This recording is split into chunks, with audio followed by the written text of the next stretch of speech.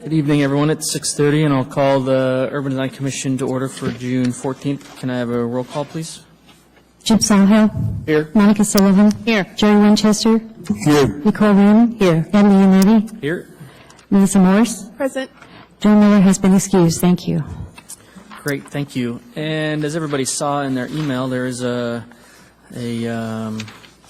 presentation and a short discussion and an add to the consent agenda. The only challenge is that we need to actually add it to the consent agenda, and that is for the resolution to P&Z Commission recommending approval for the public hearing draft Anchorage 2040 land use plan. I get a motion to change the agenda, Ms. Ream. Thank you.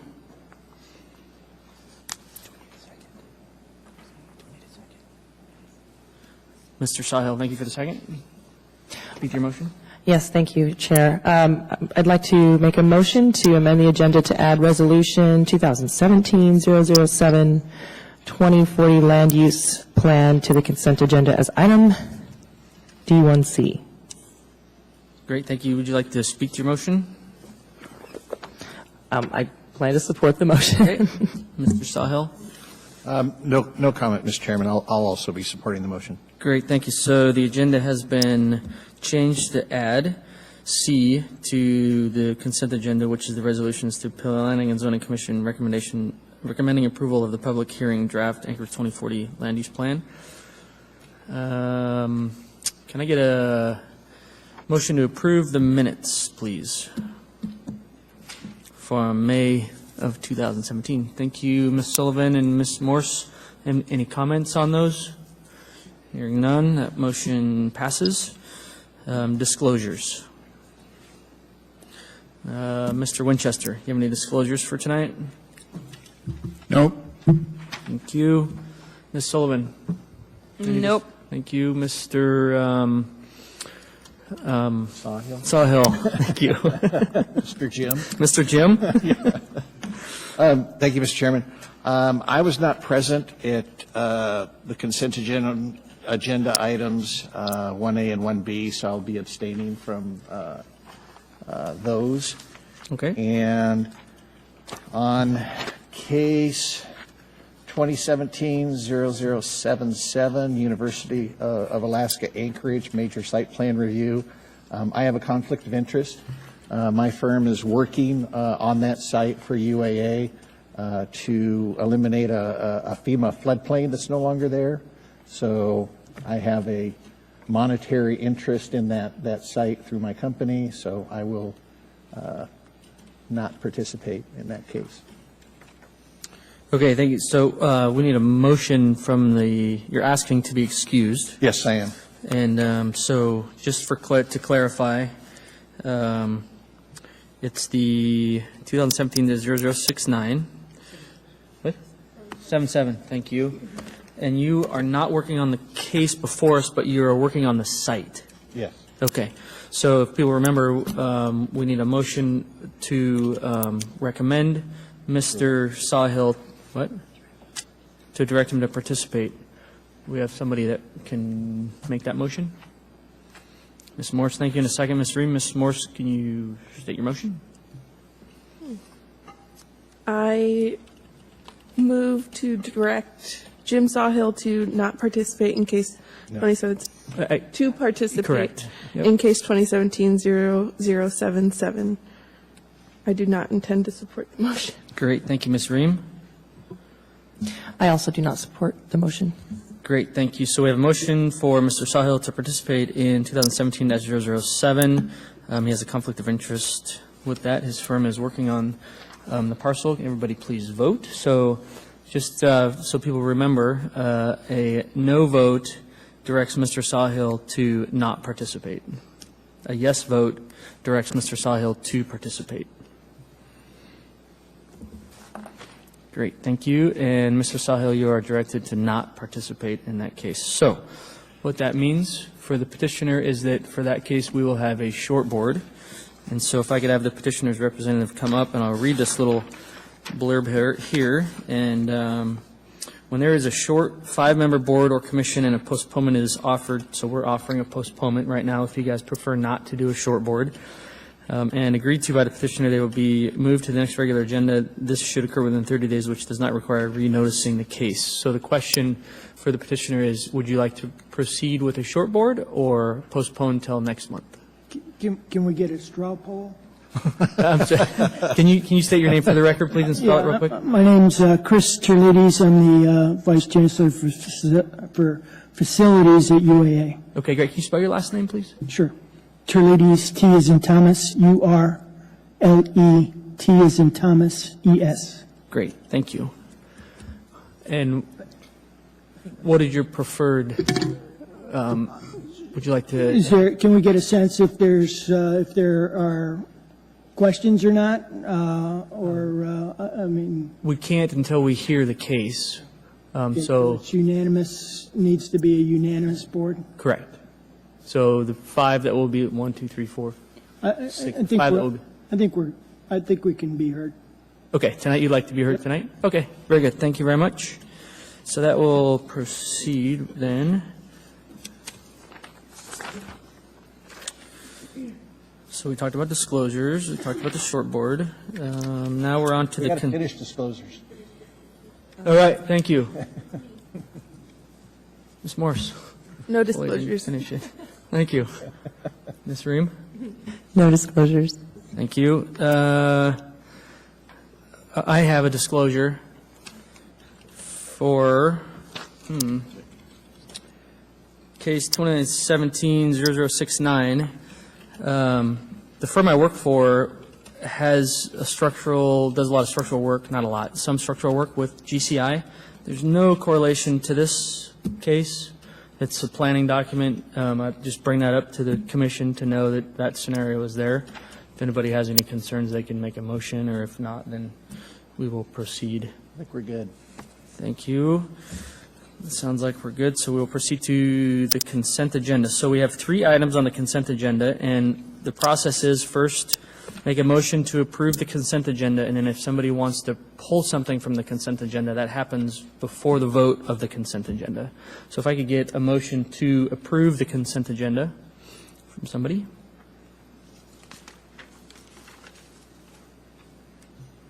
Ms. Sullivan, thank you. We need a second. Ms. Morse, thank you, Ms. Sullivan. You state your motion to approve the consent agenda. I move forward to approve the consent agenda. Great, thank you. And Ms. Morse? I also intend to support the consent agenda approval. Okay. So we have a C on there, and does anybody want to pull anything from the consent agenda? Hearing, seeing none. What that means is the resolutions of approval that is added to tonight's case would go forth as stated. Everybody's shaking their head like they're okay with that. Okay, so if we get a vote, or if there's no opposition, then we don't need to vote.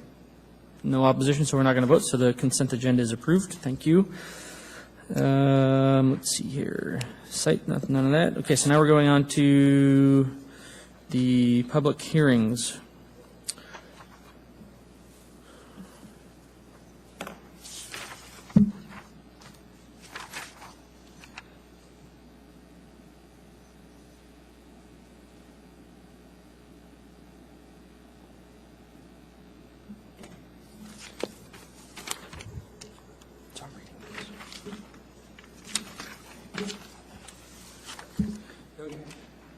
We need that back on.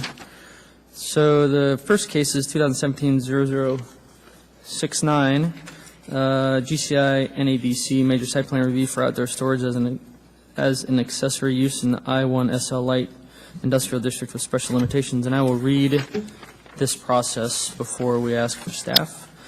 The procedure by which the public may speak to the Urban Design Commission at its meeting is, after the staff presentation is completed on the public hearing items, the chair will ask for the public testimony on the issue. Persons who wish to testify will follow the time limits established in the Urban Design Commission Rules of Procedure, which A, petitioners, including all of his representatives, have 10 minutes. Rebuttal by the petitioner may be allowed when time has been reserved. B, representatives of groups, community councils, PTAs have 5 minutes. and individuals have 3 minutes. Number 3, when your testimony is complete, you may be asked questions by the commission. You may only testify once on any issue unless questioned by the commission. Number 4, an individual may have appeal rights relating to any action the Urban Design Commission takes, except commission's recommendations to the Assembly which are not appealable. Appeals must be filed with the clerk's office within 20 days after the approval by the Urban Design Commission of the resolution, which is the commission's final decision. A fee for the appeal is required at the time of filing. Can we have staff presentation, please? Thank you, Mr. Chair. GCI NADC LLC is seeking approval of a major site plan review to develop a portion of the property with outdoor storage as an accessory use. The proposed outdoor storage would be developed on the northern portion of the site. The space will allow GCI to store telecommunications equipment. Outdoor storage as an accessory use is permitted with manufacturing and warehouse as principal uses. The special limitation placed on the rezone in 1982 requires a public hearing site plan review. A replat of the property from 3 lots to 1 lot was recently approved. A sidewalk is not shown along the length of the property on Northwood Drive. The adjacent GCI office building includes a sidewalk from San Geronimo Drive and ending at the north driveway on Northway Drive. The site to the north of the outdoor storage area is the location of U.S. Postal Service. No sidewalk exists along the Northway Drive on that side of the street, the east side of the street, although a well-defined social trail exists along the street edge of the proposed outdoor storage area and continues to the post office site. This well-trodden path reveals the need for a constructed sidewalk to accommodate the number of pedestrians in the vicinity. And the Planning Department received several comments in support of providing that sidewalk.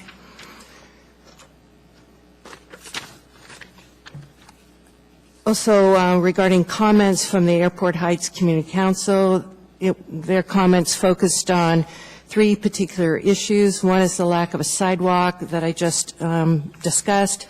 The second major concern is the adverse impact that the lighting may have on the future development to the east, which is designated for a town center in the draft Anchorage 2040 land use plan map. The third issue is the much-used current footpath linking Burgaw Street to Northway Drive.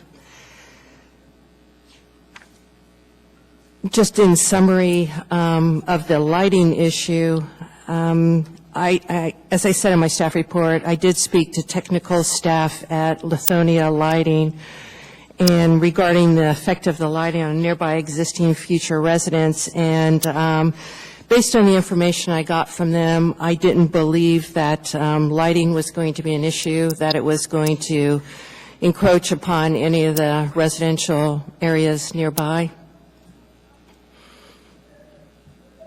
The landscape plan shows deciduous trees along the Northway Drive frontage, which offers little to no screening for the majority of the year of the 8-foot chain link fence with barbed wire topping the fence. Staff recommends that Colorado spruce be substituted for the birch trees as shown for a portion of the frontage on Northway Drive.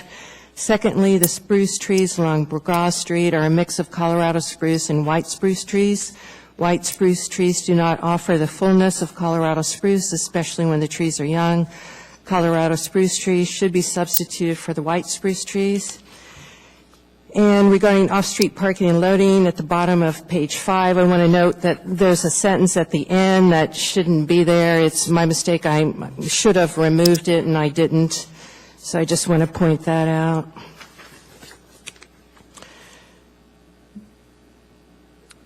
Ms. Ferguson, could you clarify which, is it the last sentence? It's the last sentence Okay. that reads, the existing parking on the site currently exceeds the required parking, et cetera. Okay, thank you. Yep. And regarding an east-west pathway across that property, the GCI Northway Subdivision Track 1 plat shows a 24-foot public use easement at the north property line. This public use easement is within the fenced storage yard. Well, it was originally. There's some confusion in your drawings. In the older drawings, it shows it within the fenced area, but they then revised that drawing and substitute another one when I called to point that out. So they did revise that and get those in, and you should have those in your packet. So the public use easement is located now outside that fence, and it's on, but that public use easement goes from Northway Drive to about the midpoint of the outdoor storage area. We did get comments from the community council citing the need for that. They commented, and I'll get to that page in your packet.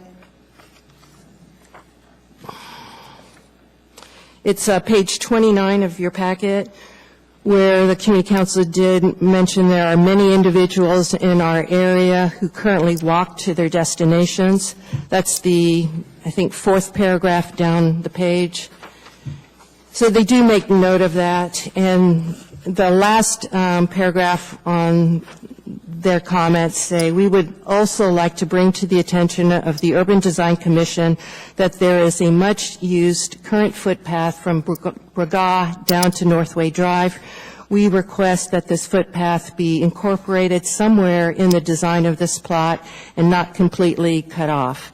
So the pathway now, if you can look at the photograph that I passed out earlier tonight, shows a pathway down that slope, and they go down there, they cut across the outdoor, or what will be the outdoor storage area, which was previously an undeveloped vacant lot. And so they've been crossing there for I don't know how long. But when I was out there taking the photo, there happened to be a young man coming down the slope, and so I was talking to him about, how often he walks across there, and he couldn't talk to me very long. He says, "I'd like to talk to you more, but I have to catch a bus." And he was going across to Northway Drive, where there are two bus stops right opposite of the outdoor storage area that he was heading to.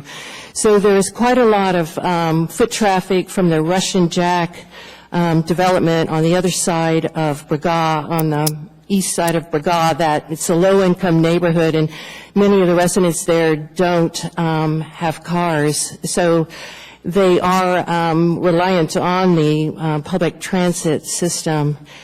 And I just want to emphasize the need for some sort of pathway for the residents in that area. That's all I have. Oh, I do want to make one modification to condition number 4. All of it is going to stay as it is now. The only change is it's going to start out with following, if I can find my notes. It will start out, resolve with the planning department and the non-motorized trail coordinator the need to construct a 6-foot wide asphalt path, et cetera, as written on page 7. Could you say that again? Is that number 3 or number 4? It's number You're on 4. page 7, right? It's number 4. So everything remains as is shown there. The only change is at the beginning of it. It says resolve with the planning department and the non-motorized trail coordinator the need to construct a 6-foot wide asphalt pathway, et cetera. And the rest of it is as shown in condition 4. Okay, thank you. Does anybody have any questions for Ms. Ferguson? Ms. Ream? Thank you, Mr. Chair. So the 24-foot public use easement only goes midway, right? Correct. And then it's just looks like a gas easement and an underground T&E? Mm-hmm. Okay. Thank you. That's all I have. Thank you. Anybody else? Nope. I had one. Could you just orient us for this picture where you were Oh, standing yes, and what yes. direction you were looking, please? Right. I'm standing in the lot looking up the slope. So if I'm looking at the plat, Yeah, Are let you me, standing in the northwest corner or the northeast corner, on-site, off-site, yeah. looking north? Okay, so if we're looking at the plat, we're standing, I'm in the lot looking towards Burgaw Street. I'm at the bottom of that slope. There's a slope off of Burgaw Street, and that's the slope you're looking at. So are you on parcel or off? I'm on the parcel. Okay. Looking up towards Burgaw Street. Which is the southeast direction or the northeast direction? It would be the east direction, directly Directly east, east. actually. Okay. Directly Great. east. And it's taken the pathway, looking at some aerial photographs, the pathway seems to be, if you flip to page 9 of the packet,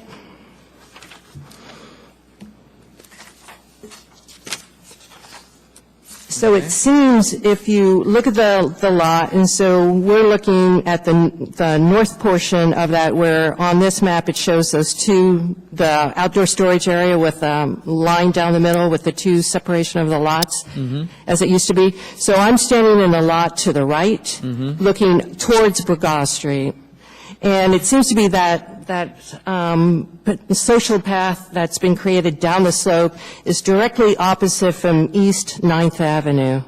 So they're crossing at the 9th Avenue and then walking down the slope and crossing this lot to get to Northway Drive. Okay. Very good. Thank you. No other questions? Petitioners here? Oh, Mr. Winchester, go ahead. So just to clarify, Sharon, if we go to page 8 of our packet, there's an aerial photograph, and it looks like that path kind of cuts across the middle of the right lot and then kind of diagonally across the lot all the way to Northway Drive. Right. So people cross it in many ways, depending on the direction Yeah. they're coming from. Sure. That's why if you look at the photograph on page 11, I've shown it, so there's a sidewalk along the street, then there's at a lower elevation, there's that second pathway, and that photograph, I continued it to page 8, or page 12, sorry, where you see the path curving down. It's curving down towards the outdoor storage area. And then it curves down that curving path, then connects to that diagonal path that goes across the outdoor storage area. Thank you. Great. Thank you. Okay. Petitioner could come up and we could have your presentation now. That'd be great. If you could state your name for the record and spell it, please. So we have something on the table here. We'll just pass one down this way. Thank you. Hi, I'm Michelle Ritter, R-I-T-T-E-R, with Dow. With me this evening is Carolyn Lima with GCI and also Joanne Croft with Burkert Croft Architects. So the site is zoned light industrial with special limitations. Among, as Sharon mentioned, among the various limitations restricting uses, there's also a special limitation that requires a major site plan review prior to any permit being pulled on the site. So developing the site will require a fill and grade permit. So as such, what would typically be a permitted accessory use is now subject to a major site plan review. The outdoor storage yard will be organized and well-maintained. We were trying to demonstrate that on the site plan where we showed where everything has its home. And it will also have a nice landscape buffer along both Burgaw and Northway. So along Burgaw, we've proposed spruce just to give it, there's a little more eyes on the road there and activity, so kind of giving it a little more protective cover. And then along Northway, we went with the birch because that actually fits the palette along the entire Northway Drive, which was designed as a boulevard. So it was intended to have that softer approach, even though that knowing that site would be was zoned industrial. The equipment that will be stored on site includes cable wires, installation equipment, and similar parts. Smaller ones will be housed in the on-site connexes. This equipment is actually currently stored on a leased parcel in South Anchorage. So moving this to GCI is headquarters not only provides a more efficient operation, but it's also going to open up available industrial lands for other uses. We have read the staff report, and we agree with all the conditions of approval except for numbers 4 and 5. So the site's encumbered with about a 20% grade slope as you near towards Burgaw. And the public, as noted, the public use easement only runs from Northway Drive to the midpoint of the property. Previously, the site has been 3 parcels.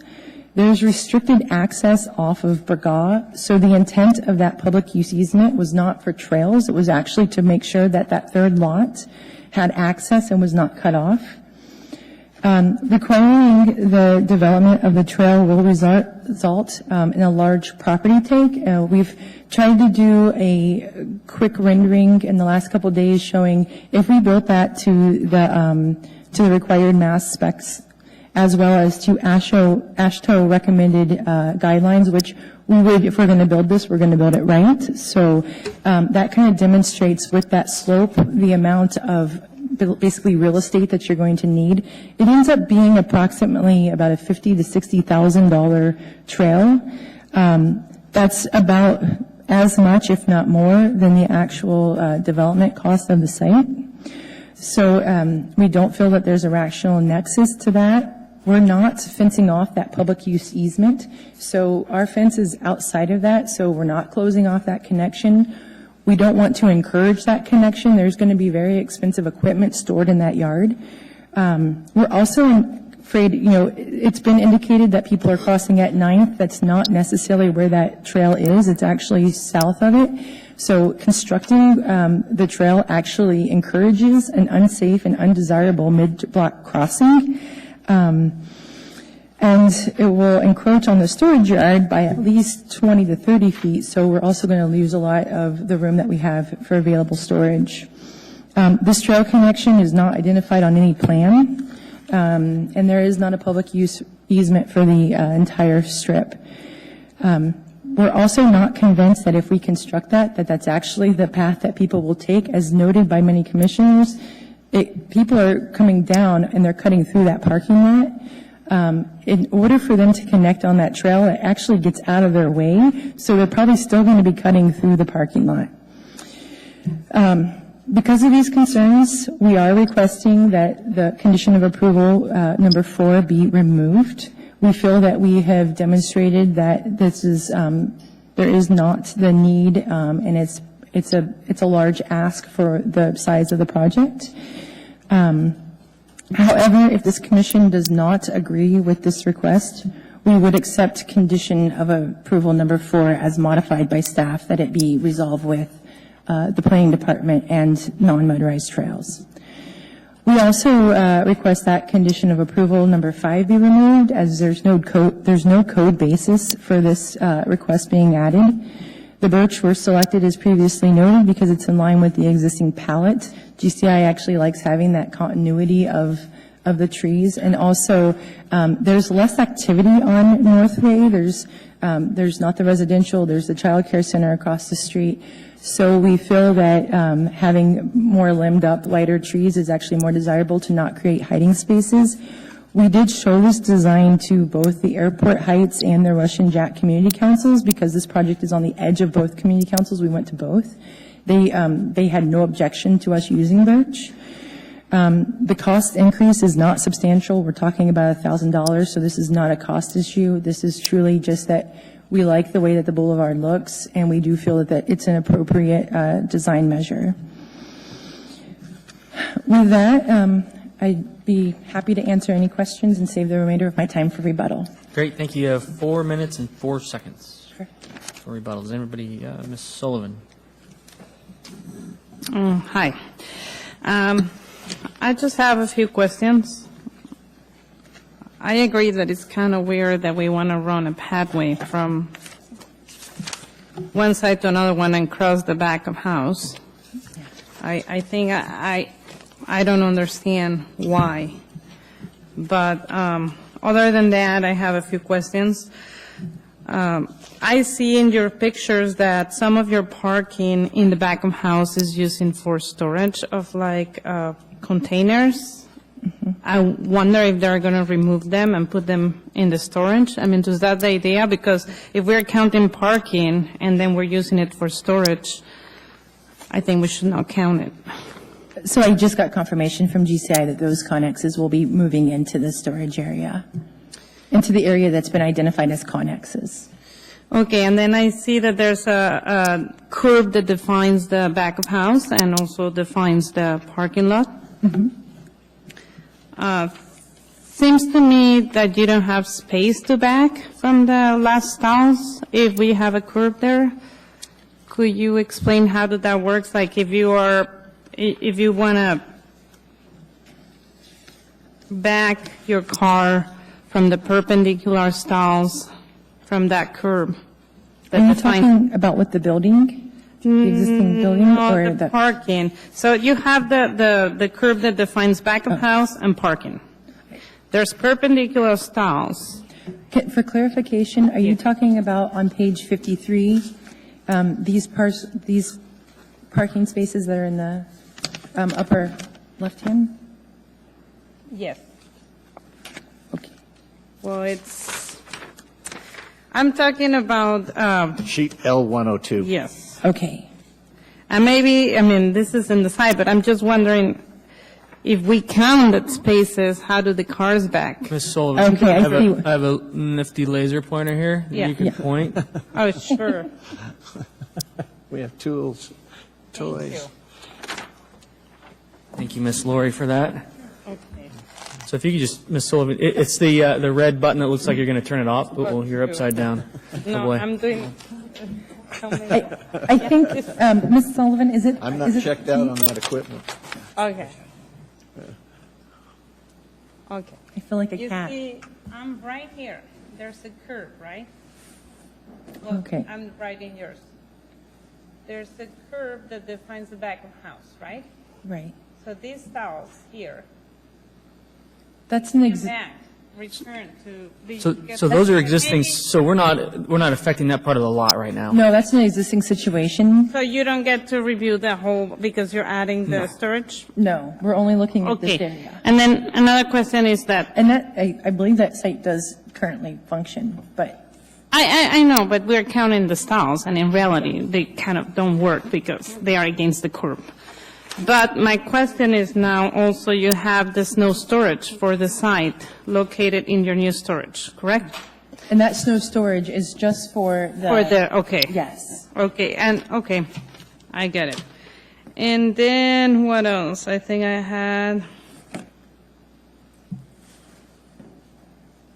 think I'm good. Thank you. Thank you. Great, thank you. Mr. Winchester, go ahead. Thank you, Mr. Chair. So one of the responses to not building a pathway is that a lot of the people already cross the parking lot of the facility. Is that correct? To the One- south? To not building it? Yes. That's not necessarily the reason. It's just, we keep hearing that we're building, that the impetus for this is because we're cutting off people's ability to have this east-west connection, and that's the short path, and that's what they're taking. That's not the route that they're taking. They're taking the shortest route, which is actually cutting through the parking lot. And I was just suggesting that, Could you just draw on your aerial, just kind of like, just show us with that path, and maybe that would clarify a lot of this? So this is a good area. This is where they're doing right now. Can you maybe drag that mic over there to you? And they're also coming in. So that what you're drawing is them walking down the drive lane as well, and then bisecting the parcel midway on the north two parcels. Right. So if we put the trail in, I mean, one, we're actually encouraging people to do mid-block crossings. They're probably doing it now, but by further developing that trail, we're encouraging it, which leads into a huge liability question. The other statement, when you're coming off of Braga, is my personal opinion is that when you look at that switchback that you're going to need to create to even connect up to the trail and get across, you've just added a bit of time. And if really the intent is to get people to their bus stop faster, I know if I'm running to catch a bus, I'm taking the path of least of resistance, so I'm probably not going to jump on that trail. There's going to be no barricade stopping anybody from going across that parking lot. They're probably going to continue to use that. More just a further support of why we do not think there's a need to develop this trail. So, being that we are a winter city, it would have seemed to me that the plowed street that you provide, along with the plowed parking lot of the post office, would be the predominant pathway for 6 to 7 months of our year. Would that be correct? Correct. Yeah.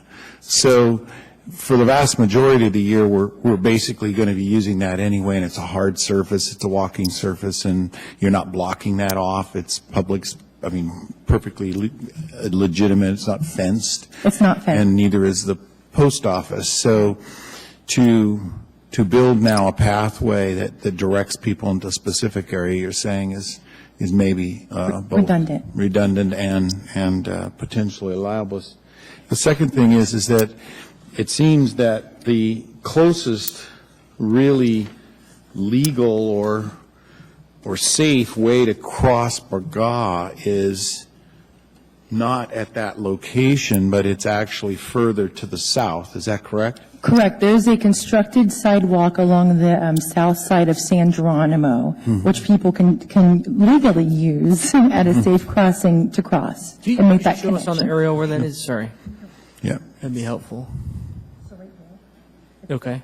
So what she's describing is a sidewalk on the south side of Geronimo Drive that goes from Barga to Northway Drive. Thank you. Thank you. Mr. Winchester? Right. Okay. So by encouraging people to use the Geronimo crossing, and then if they're going to cut across your parking lot, that's fine, is certainly a way to do it rather than encouraging them to find their way across the middle of Barga, which is extremely unsafe street to cross. It's not even well lit. Correct. In my recollection. So I can understand why your trepidation about this, and certainly the slope issues of getting down that slope. If you were to build it just in the 24 feet all the way from Barga to Northway Mall, seems like you'd be building a pretty steep slope. I think every skateboarder in town would be thanking us, and every parent would be calling and knocking on GCI's door saying, what are you doing? So, even looking at this as a neighborhood issue, a community council issue, knowing the situation, there may be, was that ever presented to the community councils as, gee, these are some, were those, do you know that those issues were discussed? Because we're getting this from the community councils, and we'd like to have this kind of pathway. On the same token, maybe they didn't have all the information. We presented, me personally, presented all of this information that I'm presented to you today to the community council. They did not bring up, they brought up the lighting, we understood that. They did not, and we brought up Northway, but that east-west connection was not discussed, and we did not have that conversation. Okay, so that was not a community council issue. Well, The bisect. it was included in the community council's notes in their letter as part of the package, but at our presentation, it was not something that they directly raised with us as something that they wanted to make sure that we included in our design. So somehow between the presentation you made and the meeting you were at, there was this issue was added? I think as they formalized their comments, that I'm not sure what happened between our presentation and the letter. It could be that other members of the community that weren't in attendance maybe contacted someone and said, hey, these are my concerns. I don't want to speculate on how that got added. We have no problem with adding the Northway parking or sidewalk. And I guess in hindsight, we're not, I think we talked about the fact that we weren't closing off the driveway, but there was not a vehement conversation that you must provide us this paved pathway. And I think in reading their comments, they're not necessarily saying that, they're just saying, don't cut us off. And we're not cutting them off. We just don't want to encourage trespass. And I also want to note, there's a fence, we're going to be putting up a fence along our property. There's a fence along the post office. Another concern is you're now creating a trail in an area that only has 2 points of access. So if someone wanted to have a meditated attack, that's a prime example of a very bad situation waiting to happen. And we do have a lot of what I think are very legitimate concerns about encouraging people and creating that pathway. Understood. Is the fence on the post office go along Burgaw, or is it just on the south side? It's on the south side. It's going to parallel the fence that we're going to put in for the storage yard. But the post office property also allows access across it from Yes. east to west. That's what I Yes. understand that. And, okay, so a couple of other questions regarding the landscaping. Historically, spruce trees, depending on how they're handled, obviously create more of a year-round blockage from sight.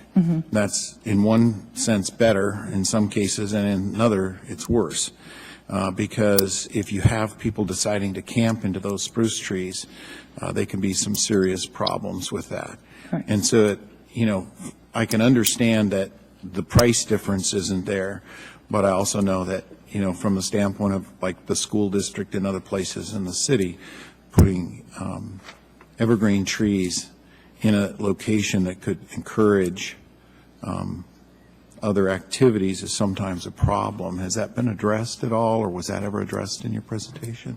Well, yes, when we explained why we went with the birch trees along the Northway, that was definitely part of the conversation, that we had chosen that one because it went with the palette along Northway Drive. Right. And then two, because there's less activity on the Northway side, that we wanted to have, we didn't want to create that dense wall, that we kind of wanted it to be more open so that there wasn't people hiding. Burgaw has a lot more residential development. It's a busier street. There's just a lot more activity. So we feel that it's a little more appropriate to have that denser vegetation, and you also do have residential uses. I mean, we recognize that there is a child care center across the street on Northway, but again, it's balancing that sensitivity that, yes, we want to screen their view, but we also want to make sure that they're safe. Right.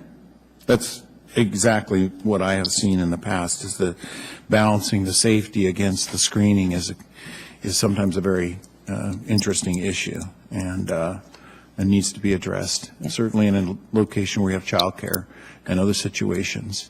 And we know that the population, and I've been in this area for a while over there several times, and there's a population of homeless that live through the Northway Park area. Correct. So, okay, thank you very much. Thank you. Great, thank you. Ms. Morse? I apologize, but I've been stacking up my questions as Oh, go I ahead. waited. Yep. The first one's for staff. Could you, just to settle this conversation once and for all, do you agree with the path that you took a photo of is the path that we traced on the map today? Through the chair, Ms. Morse, I'm not sure of which path you mean. Oh, so we have this diagonal path that's seen from an aerial. Is that, Just grab the pointer and then show Ms. Ferguson there what was drawn. I know the diagonal path you mean. No, this is a separate trail. If I can come up, I'll show about where I think it is. Sure.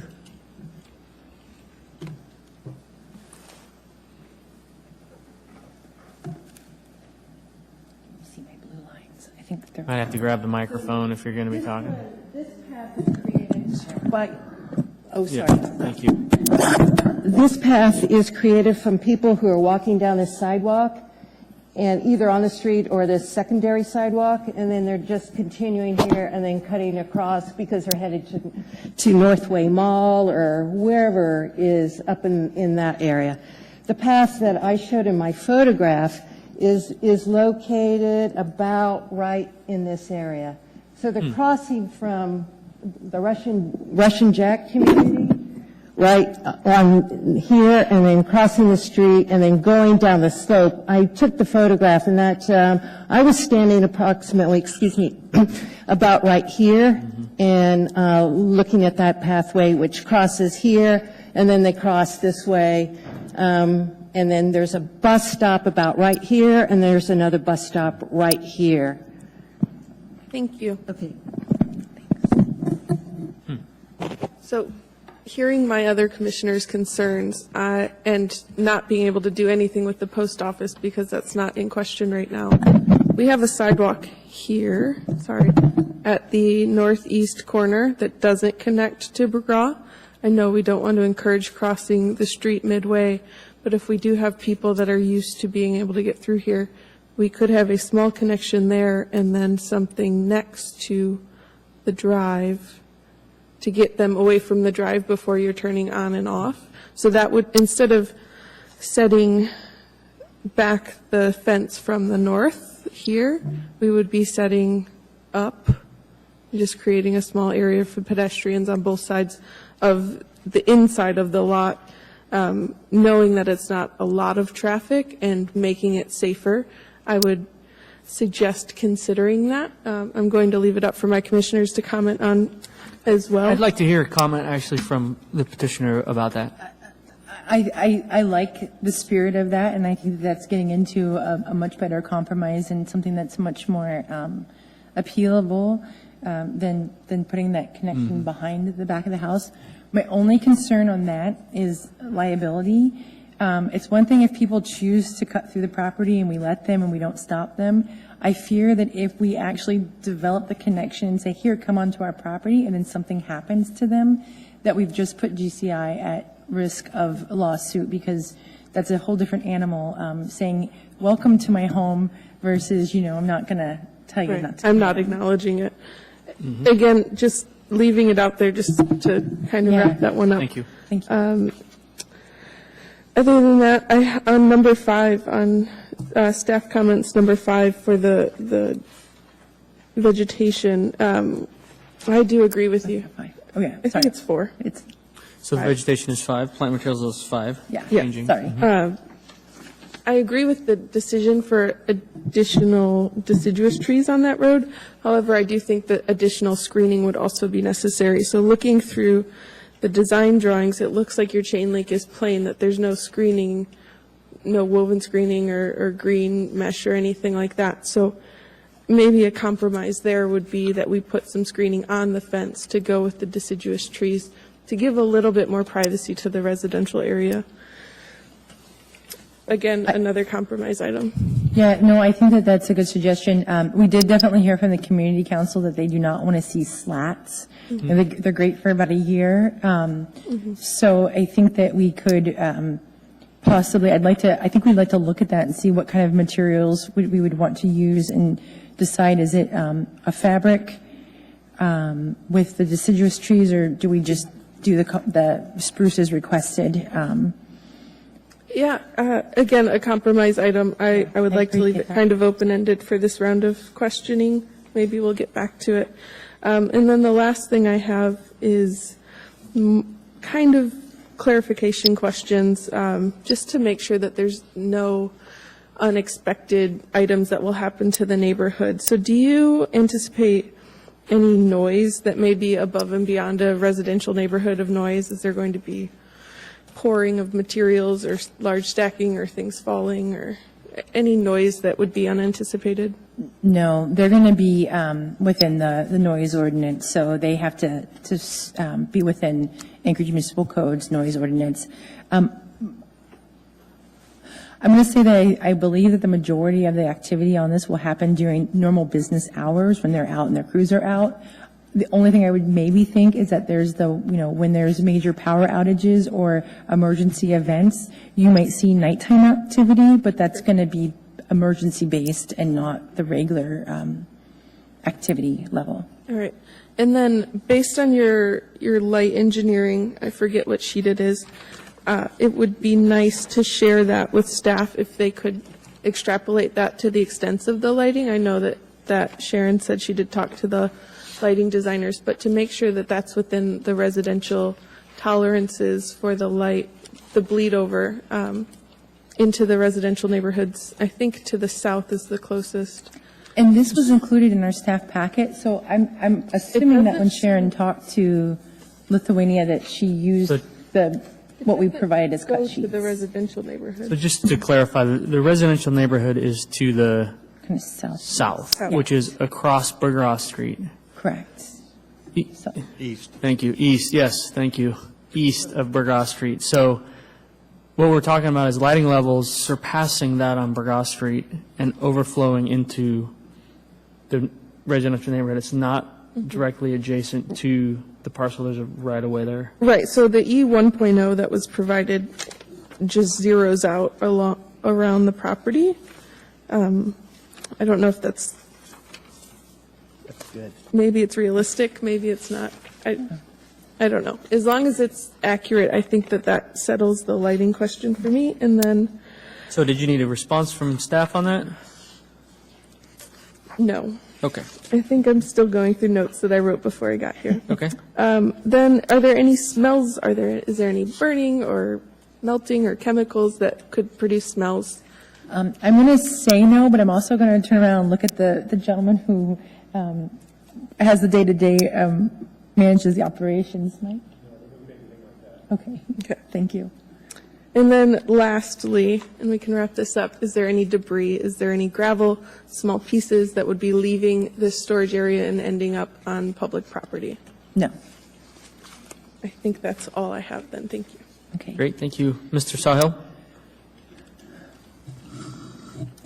Thank you, Mr. Chairman. I just have a couple of statements and a question of staff. So as I understand it, we have a vacant lot that the public has been trespassing over the last few years on private property, and now they feel they've developed a right to that access across private property. And I guess my question for staff is a trail shown on the trails plan or the bike plan, or is there anything that shows a connection in any area-wide plans across this property? Through the chair, Mr. Sahil, no, there isn't anything on any of the bike trail or pedestrian trail that shows an east-west connection in this location. Okay. It's only a recognition that the public is using it and using it heavily. We all recognize it's a trespass issue. That's no mystery. But yes, it's just recognition that a lot of people are dependent on crossing that property to get to wherever they're going, bus stops or shopping in the area. And I guess the other thing I would just add to this conversation is if we're going to build a public trail across private property, it needs to be in a public easement and owned and maintained by the municipality. That's just fair. And I guess I would add, if we're going to build it, we should build it right. And to build it right looks very difficult and very expensive. And that's a bit of a concern to me. And I would come back to something Michelle said. I think it's a big ask for a little project. So at this point, I'm leaning towards, not supporting that requirement. I think there might be an opportunity to provide a sidewalk adjacent to the existing parking lot that would satisfy that. But again, I think if you did that and you're encouraging the public to cross private property, I think it needs to be in a trail easement and owned and maintained by the municipality. Otherwise, there's just too big a liability issue for that private property owner. It's just too much to ask. So that's all I had. Thank you, Mr. Chairman. Great, thank you. Those are good comments. Ms. Sullivan? I look at this trail. I think the problem is that you have the start of a trail that is making people go that way. So maybe the problem is that we need to remove that trail so people doesn't go that way. I mean, that's the problem, that there's a half of the block almost with these start trails. So that's inviting people to say, hey, go this way. Yeah. So I think if we don't want people to cross through and we don't want to put a trail, then I think you should remove that. I think that's I don't fair. know what other people think, but I mean, have you seen this? It's like, doing a nice thing. Yeah. That's it. I just wanted to say that. Maybe that's the problem. Thank you. Great, thank you. Mr. Winchester?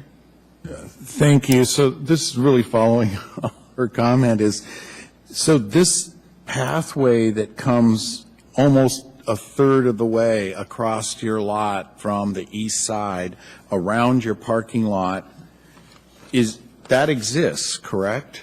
It exists. People And are, is it paved? Is it gravel? it's just a foot-worn trail. People have been But using I it, mean, and it's even shown on your plat. Yeah. It's shown on your drawings. It's Yeah. shown on your landscape drawings I by think we want to be intentional with the Burkhart word. Croft. Yeah. And part of that was the balance of kind of highlighting that we're not cutting it off, but we Well, it not seems to- paving it and putting Yeah. blinkers on it to come. It seems to weave around even on the west side of your site. You've got this weaving path. Oh, along Northway? Yeah. That's actually, so when this was originally, so this is the old ADN building.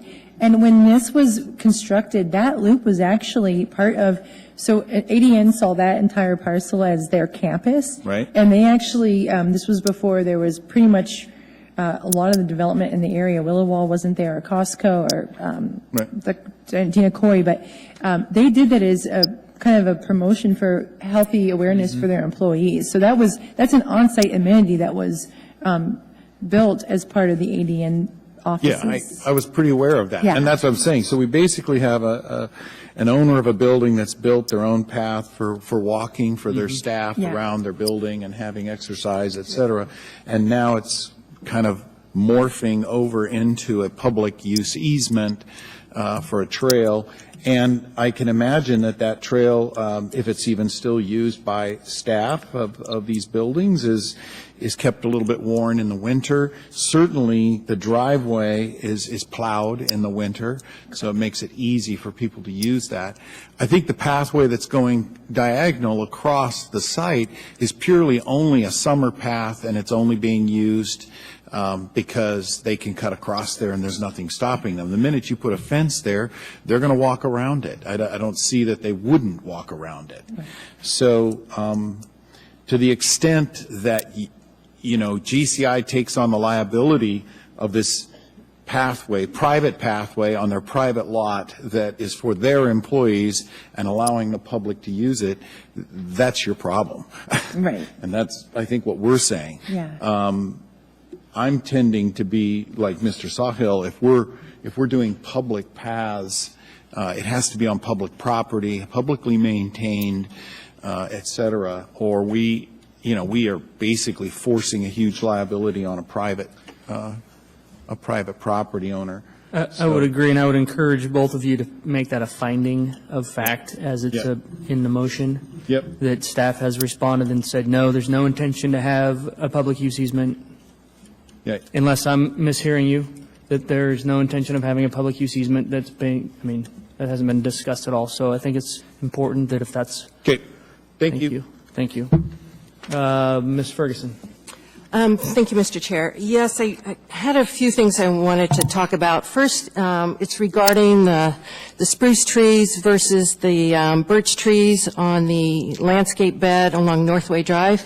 And really in response to what Michelle was saying and Commissioner Winchester, it's that Michelle and Mr. Winchester were talking about, hiding spaces, and Mr. Winchester talked about camping. I just want to point out that that is an 8-foot wide landscape bed, so there's no opportunity for camping there, and being with the trees and the shrubs in those beds. And I also want to point out, I think there's little space to hide there also. And then bringing up, I had some things I wanted to say about that trail alignment.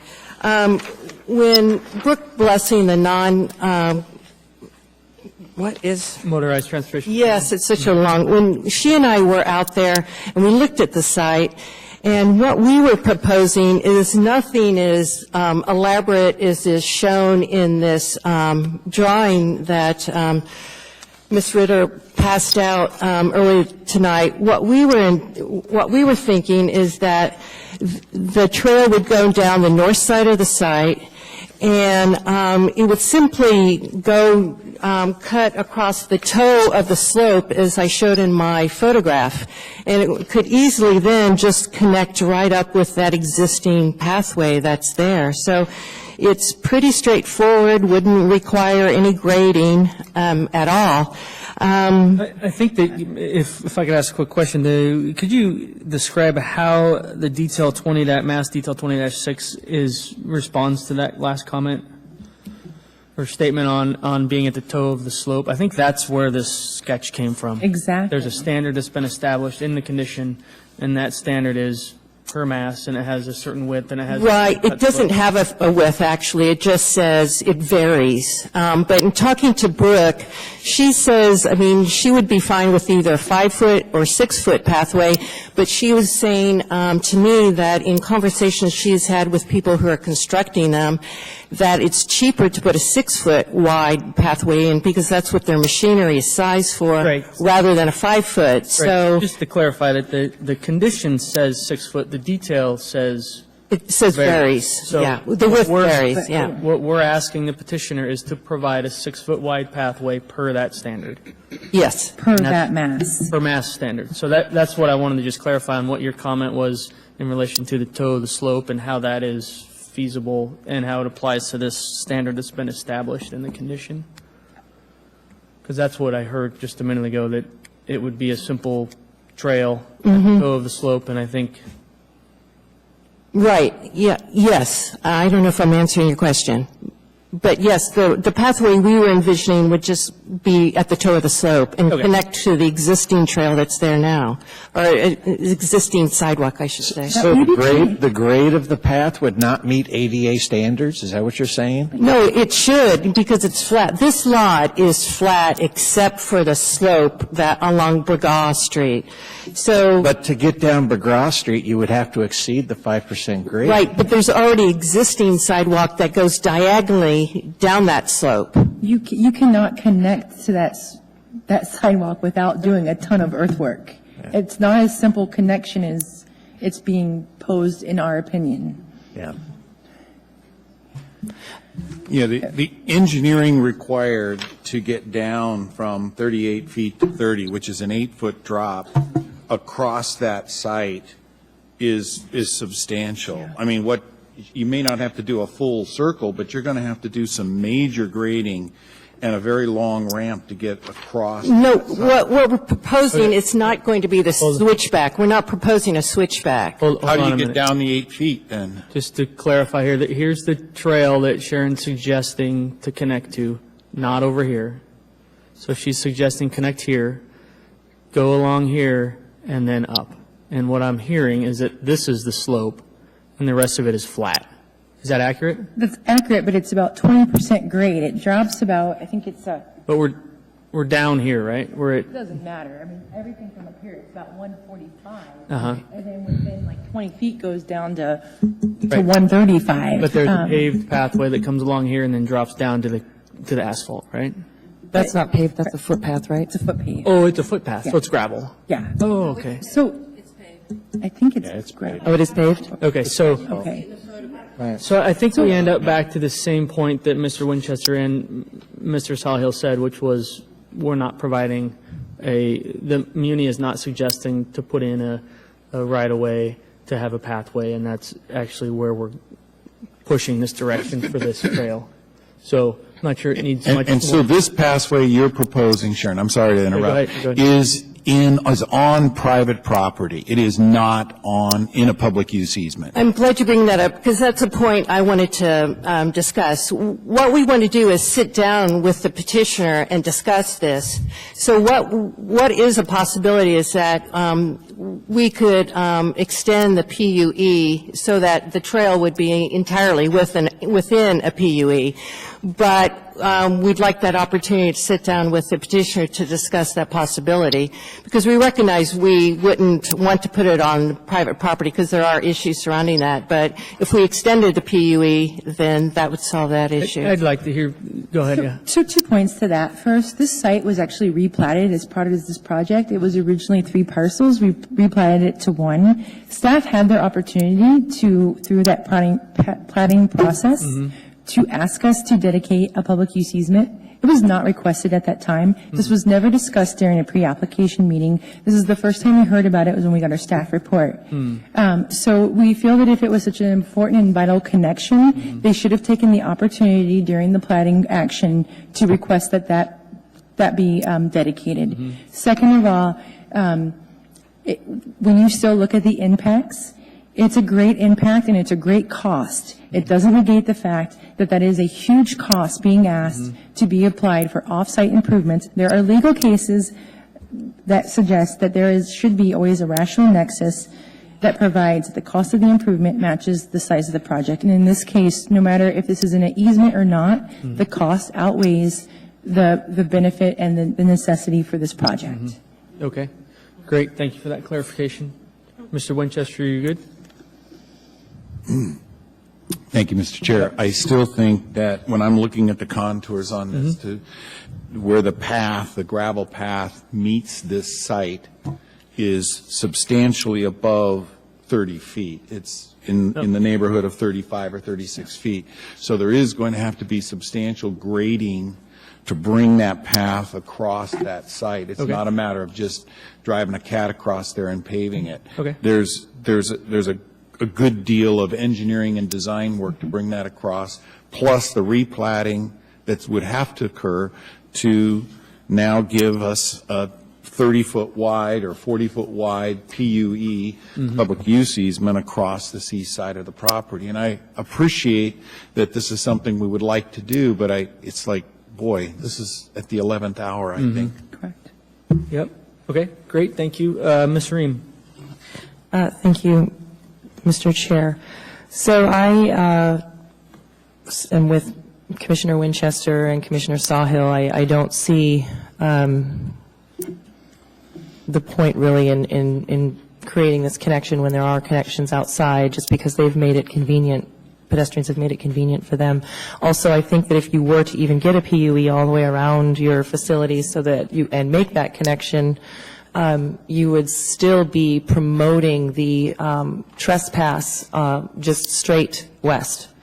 And that would be on your property and liability to you, because maybe they don't want to go all the way around into that fenced area that's going to be kind of creepy in the middle or inaccessible in the middle of winter. They're going to want to go straight through your parking lot. So, yes, your pathway around your site creates an attractive way to walk. So that's a liability you guys have had, right? That's an existing, and you're willing to take and keep. And so, anyway, I intend to not support adding that pathway. But I did have a question for staff. Please educate me. Can traffic direct a property owner to construct something in the right-of-way when there is no right-of-way path to either side of it? What are you referring to? Is there Well, I'm referring to the connection on Northway. on Northway? Which Yeah, is, there's a private pathway on Northway. Are they suggesting that private pathway should be connected with a right-of-way pathway to get, I understand you're okay with it, but can traffic direct a property owner to construct in the right-of-way, a pathway? Yes. Through the chair, Ms. Ream, yes, it's commonly done, is to have them put a sidewalk or pathway in the right-of-way. In this instance, is there a sidewalk along between San Geronimo and the post office? No, there isn't. The only one there is that existing curvilinear pathway. Okay, so you want them to encroach onto private property and then come back on the right-of-way to public sidewalk? No, we're not seeing encroaching. I'm seeing people are walking along the edge of the GSI property right up against Northway Drive. They walk down the edge of it, probably in the right-of-way. There's a path along Northway. They continue across this proposed outdoor storage area. They continue going north across the post office property. But it's right on the side of the road, within the right-of-way. That's where there's a social trail is developed there. If I may, I think go that the traffic engineer, though, is requesting it not just because there's an existing social trail, but it's actually part of the, I think, roadway designation. So that one actually is based on plans versus, Agreed. I think we want to clarify that it's not because there's a social trail there that she's asking us to build this, it's because it's what, there's certain road requirements that do. Yeah, just, But there's no existing sidewalk between San Geronimo and where they're asking you to create a sidewalk. Correct, and that's common because a lot of times they take through the entitlement process, it's the only opportunity they have to ask. So that is common, and we feel that that's acceptable. We don't feel that the east-west connection is acceptable. I feel that's going to promote more trespass through your property west. I think there will be no complaint if they did not have to, but we don't mind keeping that condition on there and working with the traffic engineer. And that was really a question for you, is that I just didn't understand, it didn't make sense to connect a right-of-way path to a private path back to a right-of-way path unless you were asking the petitioner to create a path in the right-of-way in that existing section. That was my question, really. Yes, if I can add, it's just, we see the opportunity to add a pathway. We understand there's no connection to it at this point, but there may be opportunity in the future, and so at least we would have this pathway in place. Got it. So incrementally over the years, we'll add it. It was also shown in the pedestrian plan as a missing link along Northway Drive. And I'm familiar with putting in short sections as much as you can with the money you have. So thank you for that clarification.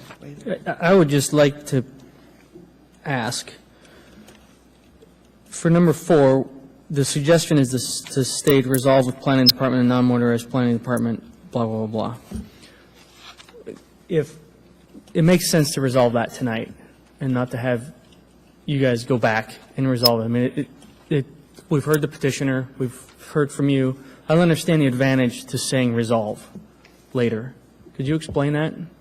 Well, yes, Ms. Ritter had several questions, as she's expressed tonight, and then we've been looking at it too, and trying to see how we can make this work for everyone. And so there are a number of things we wanted to sit down to explore that she's mentioned, some of the issues that Ms. Ritter has brought up. One is liability, it's recrossing private property, et cetera, et cetera. So we just wanted to discuss those further. Okay, that's what I was confused about. It's like, if it hasn't been brought up tonight, we've already discussed it. What's left to discuss? I think it's been discussed thoroughly tonight. Okay, all right, thank you. Mr. Winchester? Nope. Mr. Whitfield? Yeah, thank you, Mr. Chair. To the Commission, I just have a couple of comments here with regard, first of all, to the PUE issue that's been brought up. It wouldn't necessarily require a plating action to get a PUE. We could obviously dedicate a PUE by document. However, in looking at the site plan provided by the petitioner, it was unaware of, to me, at the time I took a look at this project when Sharon wrote it, that the pathway along Braga that would connect to this property was private. If we were to make a pathway or sidewalk connection, as staff has recommended, we would have to incorporate all of that private sidewalk into a public use easement and maintain it. It appears to me at this point in time, although it was not apparent previous to this hearing, that it appears that it might be overly or unreasonable and overly onerous to the property owner. So that might be an unreasonable condition at this point. So those two thoughts: one, Okay. PUE. The second would be the requirement to get the entire PUE, which might make this an unreasonable requirement. Okay, great, thank you for that clarification. Thank you. Anybody else? Seeing none, now we will open, thank you, Ms. Ritter. Thank you. We'll now open the public hearing. You have 4 minutes and 4 seconds for your rebuttal.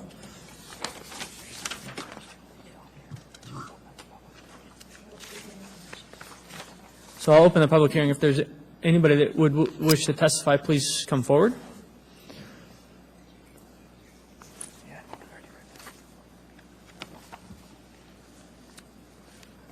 I don't see anybody coming forward.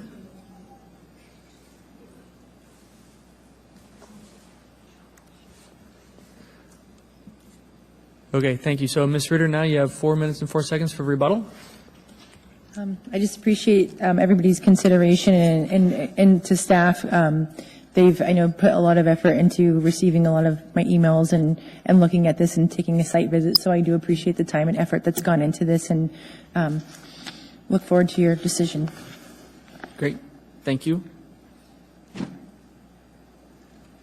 I'll close the public hearing now, and the case rests with the commission.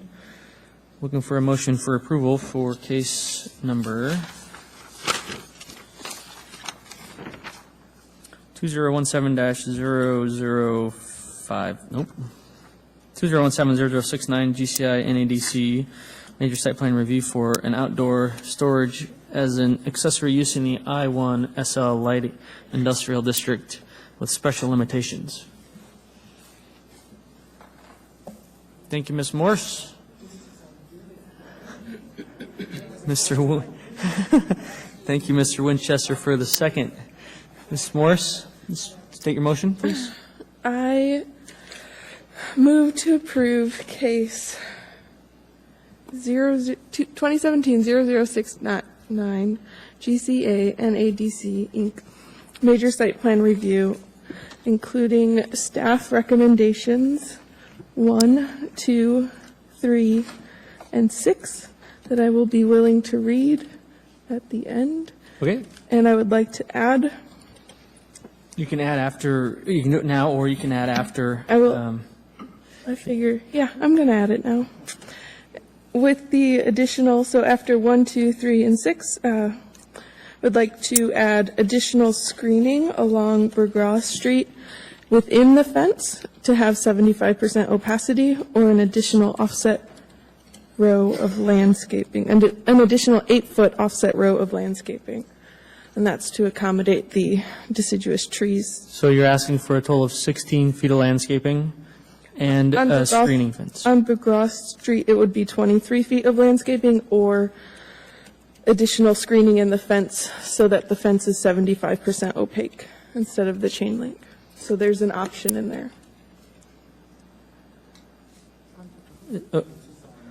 Okay, so if I could That's the suggest, residential side. Ms. Morse, if I could suggest you redact that, and then we discuss it after you've stated the motion, and then it's been seconded, and then you can propose an amendment, that would be great. Okay. So I would like to move to approve with staff recommendations 1, 2, 3, and 6. Great, thank you. And now you can speak to your motion, which, But I can't add it. okay. So this is a process issue. So if, when you state your first motion and you add motions to it, and a commissioner doesn't necessarily agree with the additional condition, it adds confusion because they agree with the motion, but maybe not perhaps the additional condition of approval. Follow. Okay, So- so I do intend to approve with conversation on a following recommendation. Great. Thank you. Mr. Winchester, speak to your second. Thank you, Mr. Chair. I intend to support the motion as currently stated. We'll have some discussion on the options. Yep. And I can speak to findings, but we can do that after. Yep. Great. Thank you. Ms. Morse, did you want to speak to your motion? And I would like to add a potential recommendation that we consider additional screening on the Burgos side where the landscape screen is. Right now, it's 6 or 8 foot chain link fence, so it's majority clear, and we're talking deciduous trees that have a canopy line that's pretty high. So I don't see next to a residential zone that deciduous trees and a chain link fence is giving adequate privacy to the residential area, and that we're kind of impeding on them with this industrial space. So my suggestion is additional screening within the fence of 75% opacity, or an additional offset row of landscaping, which is typically 8 feet for trees. So that would take it to 23 feet on the Burgos side. okay. So need to make a motion to amend that button there. And then if you could state that, or if everybody heard that, if they could get a second. So what Ms. Morse is asking for is additional screening within the fence and an additional 8 feet of landscaping. Or Oh, it's an or. an An or additional statement. offset row of landscaping. Okay. So we're waiting for a second for that. Ms. Ream, thank you. Ms. Morse, I think we've heard, do you have anything else to add? Nothing. No? Okay. Ms. Ream, would you like to? I'm not sure that I actually intend to support this motion. Okay. On the Burgaw side, they're all, I believe they're all spruce trees, and the actual, it's actually at the toe of the slope, so it's actually quite a bit down from Burgaw Street, so I don't know that there's actually going to be any kind of site pollution on Burgaw. I think the deciduous trees are on Northway, and I think that I could support mesh or screening on that side. So I don't know if you want to restate your amendment. I would, Nicole. Thank you. I may have been upside down. If we could change the amendment to require the additional screening on the Northway Drive Okay. side of 75% opacity of the fence, or an additional row of offset landscaping. So there's 8 feet on that side, so that would take it to a 16-foot landscaping buffer. Thank you. Clarified, and then the seconder is okay with a few? I do have, can we discuss, how do we discuss this? After you talk about your second, everybody talks about it. I partially support this. Okay, go ahead. We could state, what. So what I would actually, and I don't know if we can even discuss this with the petitioner, but would it be? Come back up. Thanks, Michelle. So we'd rather just have spruce trees. I was going to say, would it be, this is a discussion now, would it be okay to, and I should have asked this earlier, I forgot when I was on point, to do sort of spruce, deciduous, spruce, deciduous, spruce, deciduous, so that it kind of helps with the screening? It'd be a 50-50 mix? Yeah. That's what you're suggesting? Would you, yeah. I mean, we're fine with that, or just going straight Colorado spruce, just putting condition 5 back in there. I think it's going to be easier to kind of get approved and Okay. Okay. So in that Less case, confusion. would the commission be supportive of a 50-50? And should I revise that? Do I need to make an amendment to the amendment? First Okay. on the one, this motion to amend. Mr. Sawhill. When I first requested to speak, we were talking about Burgaw Street, and I was not going to support that. The landscape plan that was provides buffer landscaping along Burgaw Street. It meets standards for buffer landscaping. They met their requirement by the code, so I saw no need to change that one. Now we're over to Northway. Yep. And I understand we have different issues over in Northway. We do have authority to dig into the plant palette and make changes. And so that is within our purview. Yep. It's almost a matter of style, I guess, when you're talking about design, what plants do you like? And I was swayed by the petitioner's discussion of conforming to the existing plant materials over there. I would note that it's visual enhancement landscaping, and what they propose does meet that standards. Me personally, I like spruce. And I think we're talking about a storage yard that deserves to be screened from the road. So in that case, I was all for condition number 5. Okay. But what we have before us now is a motion to change the fence, put in another row, and I do not support that. So I will not be supporting the amendment that's before us. Okay, great. Thank you. Mr. Winchester. Yes, thank you. My favorite tree is a birch. How you go?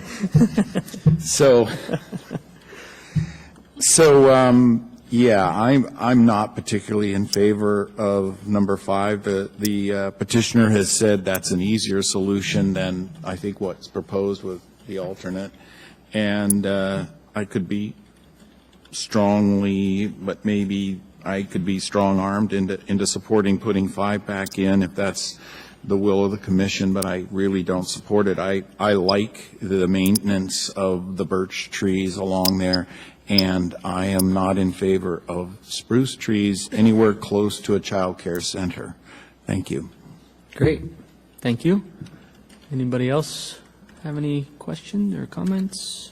Ms. Morse? I feel maybe I should expand a little bit. Sure. My concern here is it is a boulevarded road, and when you drive Northway Drive, it is quite pleasant. It has a residential feel, although there are a couple commercial and industrial properties along the east side of the road. Adding the additional landscape or the screening is on the short side of this site, and it's not affecting the fence going east-west on this. I'm just trying to suggest screening from the road side, especially since we're discussing a sidewalk there. Screening from the roadside, all of this outdoor storage. So the additional row of trees, I understand that takes away from your storage capacity, so maybe that's not ideal, but keeping the deciduous trees and staying with the neighborhood is going to help it blend in, along with adding some sort of opacity to that chain link fence. And I know it's a security issue, and that's why you're doing chain link with the barbed wire, but just on that short side, if we could find some way to get some opacity, was the goal of the recommendation. Okay, great, thank you. I'm not seeing any more lights on my screen here. I will chime in. I am in favor of a streetscape that is consistent.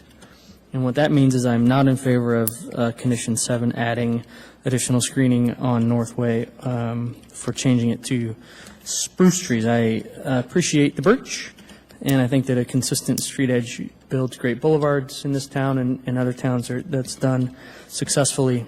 I could support additional, like a different style of fence, like maybe it's a wood fence or a screening fence. We heard that they don't want slats. So based on that, I will still not be supporting because of the plant material change. I support not including number 5 in the overall conditions of approval simply because I think that there's competent designers here in the town, and obviously what I said about the street tree plantings. So, based on that, I ask for a vote on the motion to amend, which adds condition number 7, which is add additional screening on Northway within the an 8-foot additional to the visual enhancement, and then also adding a screening within the fence of a 75% or so screen. So if you could vote, please, on the motion to amend. And it looks like that motion fails, 5-1. So that motion 7 is not added. So now we're back to our original motion, which is motion to approve case number 2017-0069 GCI outdoor storage with conditions 1, 2, and 6 as stated in the staff packet. I'm sorry, 1, 2, 3, and 6 as stated in the staff packet. And I do have some comments on 3. It's not clear to me why we wouldn't just resolve that tonight and just have them put it in. Staff and the petitioner, I think, have resolved what they need to resolve. I'm not sure that it needs to be done anymore. So if anybody has any gumption to make a motion to amend to remove the first sentence of 3, now would be the time to do that, since as chair I cannot. Everybody is saying that they're fine with it. So, based on that, if everybody could please vote, that would be great. Motion to approve.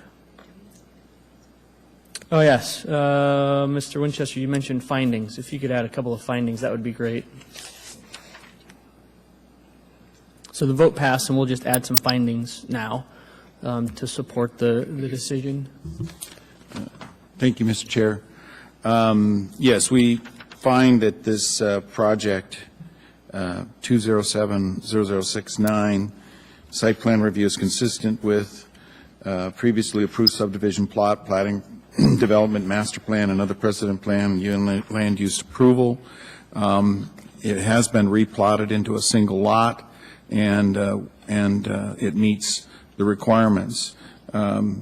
Condition number 2, the site plan complies with all applicable development and design standards set forth in the title.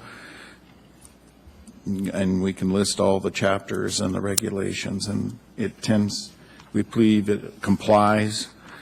Snow storage, it also complies with transportation and connectivity. And neighborhood protection standards, it's in compliance. Landscape and screening, off-street parking and loading, it's also in compliance. The site addresses any significant adverse effects or impacts can be reasonably anticipated to result from the use of mitigating and offsetting those impacts to the maximum extent feasible. I believe that the landscaping as provided does meet all the standards and addresses those impacts. The development proposed in the site plan is consistent with the goals and objectives and policies of the comprehensive plan. I believe that it is in compliance. And addressing the issue of the 24-foot public easement, we believe that adding any sort of pathway into this particular process, the cross-private property is an undue additional element, and that there are ways for the pedestrians to get from McGraw to Northway Mall safely. And some of those exist on private property, but that's the private property owners availing of those particular pathways. I think that wraps it up. Great, thank you. Mr. Sawhill, did you have something to add? Go ahead. No, I'm good. Okay. I was going to offer some findings, but I think Mr. Winchester got that. Okay, great, thank you. Ms. Morse?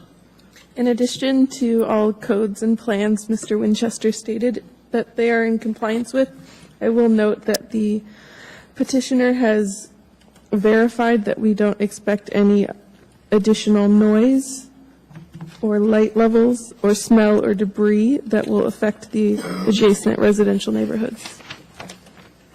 Great, thank you. And with that, the motion passes, and I'd like to take a 5-minute recess. Thanks.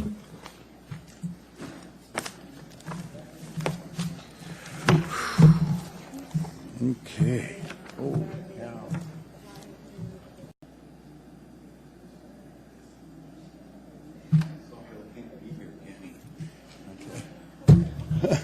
he has to take a break. Okay, we're back, and so the next case on the docket here is case 2017-0077, University of Alaska Anchorage. Major site plan review for an outdoor storage yard as a principal use located on the University of Alaska campus. And I will add that Mr. Sawhill has recused himself and has left the room. Have staff presentation. Thank you, Mr. Chair. The University of Alaska Anchorage, known as UAA, is requesting approval for an outdoor storage associated with a community use facility to be located on Tract 1, UMed Professional Park subdivision. The approximately 7-acre site will be used to store building and facility maintenance materials to support the improvements and daily operations within the UAA campus. Tract 1 is located on the southeast corner of Providence Drive and Lake Otis Parkway. As of today, this parcel is zoned B3SL, which does not allow for this use. However, the applicant has submitted a rezone application to rezone this parcel from B3SL to PLI. The rezone application was heard by the Planning and Zoning Commission, who recommended unanimous approval of the rezone on May 9th, 2017. The rezone application will be heard by the Assembly on June 27th, 2017. Planning staff recommends this site plan approval be subject to the approval of the pending rezone.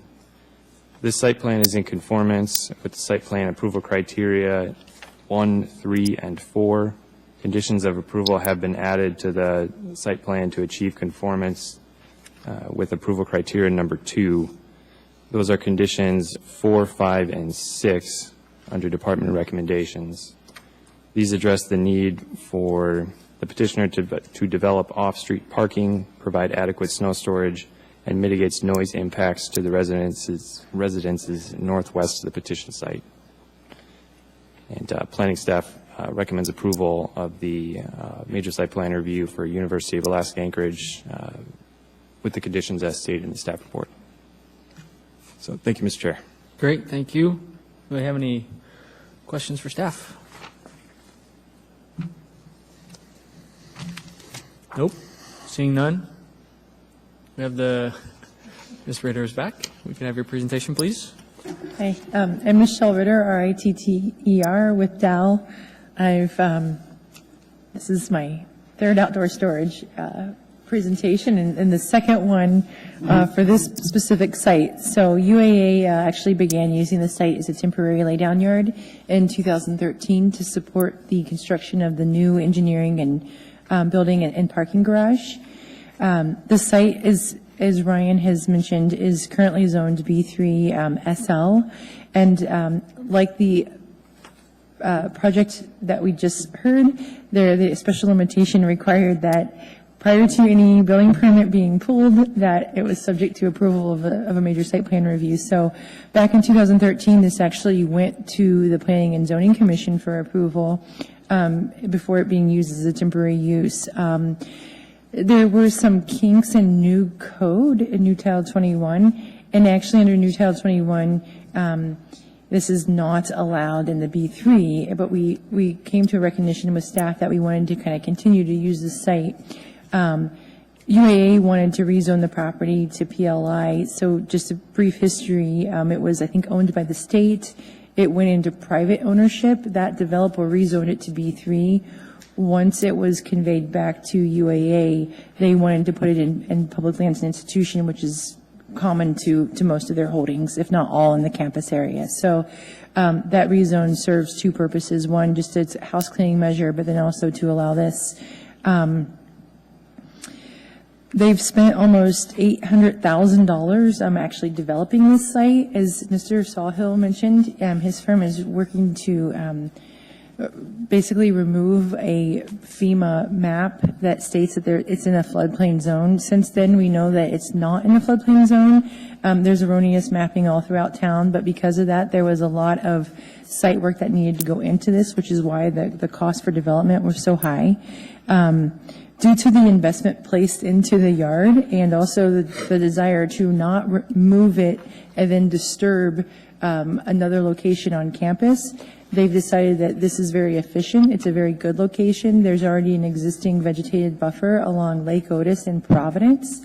So now that we're bringing this before you so that we're bringing it into conformance with New Title 21 under codes for outdoor storage in the PLI zoning district. So we've added a substantial amount of landscaping along Laurel and 38th to bring it into conformance, and we're also adding a bit of a ingress or a depression and culvert along the 38th side, which will fix some of the draining issues, but is also going to detour some of the illegal parking that's happening on that site. So we feel that this is much more in line with not only moving it into New Title 21, but also just being a better neighborhood development. So we are requesting approval of the new site plan. We did present this to the University Area Community Council. We presented it with the rezone. So we did advise them that we were rezoning the property from B3SL to PLI. We showed them the site plan for the outdoor storage. They fully understand that that is going to be the continued use of the site until, a decade or so, until there's funding available and the need for maybe an administrative building or whatever it will become. And with that, do you have anything to add, Chris? No, I don't. Oh, okay. So with that, we'll close our presentation and save the remaining time for rebuttal. Great, thank you. You have 6 minutes and 3 seconds. You have questions for the petitioner? Ms. Morse.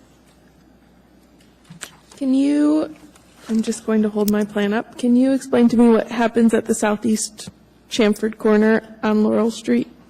It seems like it's outside of your extents on your drawings.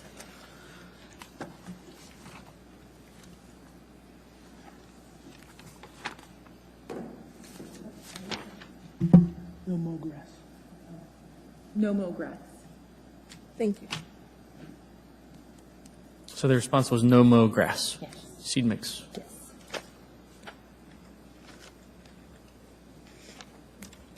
That's all I have. Okay, great. Anybody else? I have a question along those same lines. Put my developer hat on. Just out of curiosity, so this is going to be used for basically 5 to 10 years-ish. You know, there's some flexibility there. Why was the landscaping brought inboard of the road and not adjacent to the road? The question is permeating based on if you plant it once and let it go, then when you develop the parcel inside, you're just doing stuff inside and not tearing out plant material. So that was a plan that was presented to us. There's a fair amount of homeless in the area. Our feeling was if we had a screen that was close to the road, that we were creating a campground in between our fence and the road. So we asked to move the buffer back to the fence line. Okay, so you have a little portion on the north side, and then it pulls away, and then you have some grass area. So the idea is once it gets developed, that some of that will get, all of it will get moved, and whenever that happens. Okay, very good, thanks. Mr. Winchester, go ahead. Thank you, Mr. Chair. Yeah, I'm along the same lines. I mean, why wasn't just the fence line and the landscaping moved out along the road to sort of parallel, the definition of the road? So that footprint has everything to do with the floodplain mapping. And so a lot of that follows what was approved, and so we had to stay within a certain footprint. So it started back in 2013 when it was being used temporarily. And so that design was driven by the floodplain mapping. And so we're keeping with it instead of moving it. There's in order to meet the floodplain permit that we had to get for this, we actually had to remove a lot of material and lay down a fabric liner. So even with moving forward with this new design, because of the investment that was put in there, there's an equal investment to remove it. So we're just keeping it in the footprint that's already been established, and then working with the landscaping to kind of follow that fence line. Does that? Yeah, so the fence line's existing, and as Michelle said, really didn't want to change the existing footprint. Could you speak a little bit closer to the mic, please? Mr. Turtles, right? Turlettes? Turladies? Yeah, good. Sorry, that's butchering. My apologies. That's my joke. Turlettes, Turlettes. turtles, turlitas. Turlides? Yeah. Okay. Thank you. Anybody else? Nope. Okay. Thank you. Oh, one more. Ms. Morse. What are the feelings on the department recommendations? Have you reviewed the staff recommendations? And what is your stance? We have reviewed the department's recommendations, and we agree with the conditions of approval as written. Thank you. Great. Thank you. We'll now open. Turn that back on. Thank you. If anybody's here to speak on the case from the public, please come forward to the podium and state your name for the record. Nobody is coming forward. So you have 6 minutes and 3 seconds, Ms. Ritter, for rebuttal. Well, I'm just going to thank everybody for their time and look forward to your decision. Thank you. Mr. Winchester. Just a clarification, I may have missed that. So she didn't have any objection to department recommendations 1 through 6. Is that correct? Yep, that's I correct. heard that correctly? Okay, Yep. thank you. I missed that. Okay. Thank you. Okay, now the public hearing's closed, so the case rests with the commission, so Looking for a motion to approve case number, thank you, Ms. Morse. Waiting for a second, Ms. Ream, thank you. Ms. Morse, you state your motion, please. I move to approve case 2017-0077, University of Alaska Anchorage, major site plan review for an outdoor storage yard with department recommendations 1 through 6. Great. Thank you, and we have a second from Ms. Ream. Ms. Morse, you speak to your motion, please. Yes, I intend to approve this case. I would like to state a couple findings, if that's the correct time. I find that this project follows all intended codes and plans, including Title 21. I will note that intensive amounts of development have already been done on this site, and this is kind of a housekeeping approval, so that we're not changing the footprint of the storage yard. Great, thank you, Ms. Ream. Would you like to speak to your second? I intend to support the motion. That's it. Any findings? No findings from me. Okay. Anybody have any comments or any other suggestions? Hearing and seeing none, I think we have enough findings, so if we could all vote on the motion for approval, and that's 5, so motion approves, and the case passes. Thank you, everybody, for coming out tonight. Yep. And if we could get Mr. Sawhill's attention somehow. There he is. He's like a yes. Oh, is he in the back?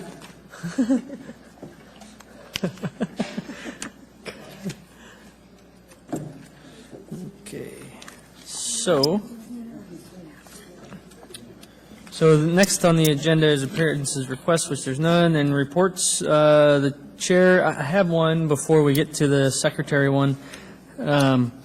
If people remember, a month or two ago, there was a case before us for a mixed-use development over in Muldoon, and the petitioner had said after the meeting, it would be nice if there was some sort of a process that was less laborious and easier to navigate if somebody were to want to propose something to the city in terms of the Title 21 and the different residential standards that are there. And Ms. Sullivan had mentioned during the meeting that, there's this thing there, but maybe there's an opportunity to do something else.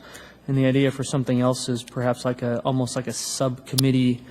And so the idea is that Ms. Sullivan would describe it a little bit more here, and then we'd have some dialogue, and then have Ms. Ferguson kind of vet it. So Ms. Sullivan, did you want to speak to that a little bit? Yes. I've just been really worried about the town looking the same. But I just think that I did a little research. There's other cities where they have a sub-board that helps approve and helps guide the municipality with design standards when it comes that they apply to, like if they apply for the alternative by a licensed architect, you guys could refer to the board, forward the documents. They could just send feedback back. I could help put a board for that will support the municipality. I can find 5 architects that will be interested in working in articulation, and that way I think we can improve the city.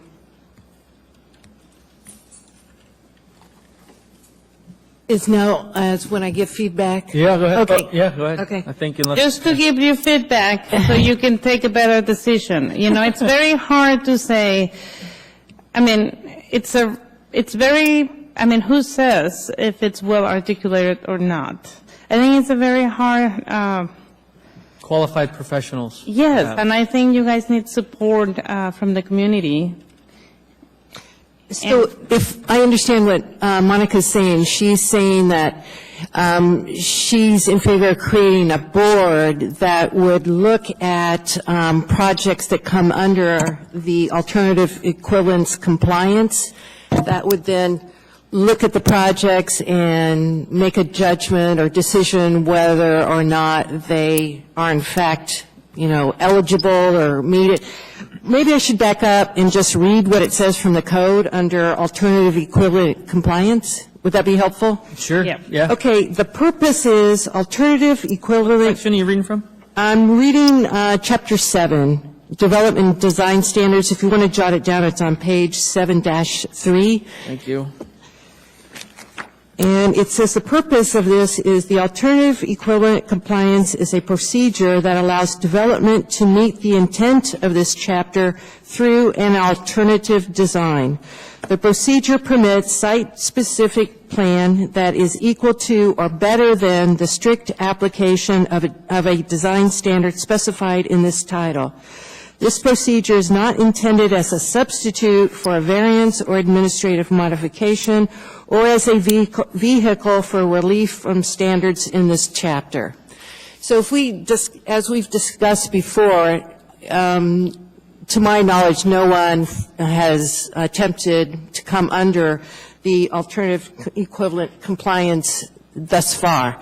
And what we heard from Mr. Robinson a couple of meetings back, whenever it was, he was saying that they didn't pursue this because they didn't want to, it was the uncertainty of it, they didn't want to design and spend a lot of money in design and then only to get to UDC and find out that it didn't meet, what it says, equal or better than the strict application of design standards. So, but then what I said after the meeting when we were discussing it is that they are perfectly able to come in early to us when they have a concept of what their building is going to look like and present it to the planning department, and we could give them feedback on at that time whether or not we thought it was equal to or better than.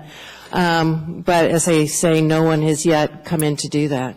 I think Ms. Sullivan's point is that we recognize that that's there. However, as far as I know, there are no architects in, like a registered architect in the planning. Yeah, in the planning department, and that's true. And I that, think that's the point, is that Right. there could be that expertise. I mean, it's a support to the, I Right. can find you 5 architects that informally, you can send them when they come early in the process, send the elevations and the plans, and they can give you feedback.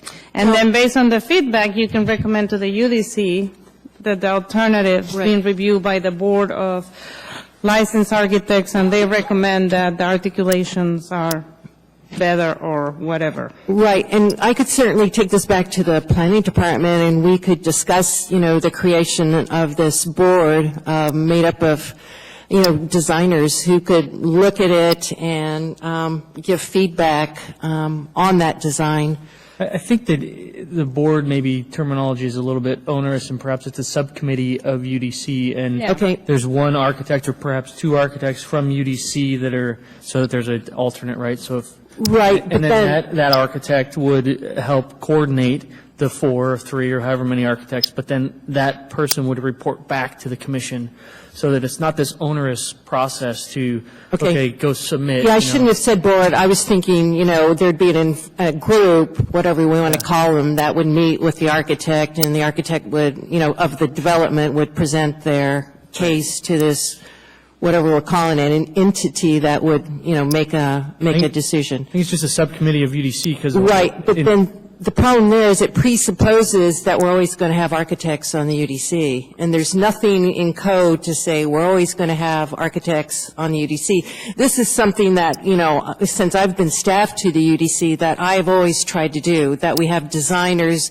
architects, landscape designers, architects, and engineers on the UDC because we deal with this, but the next administration could say, no, we're going to have all developers on it.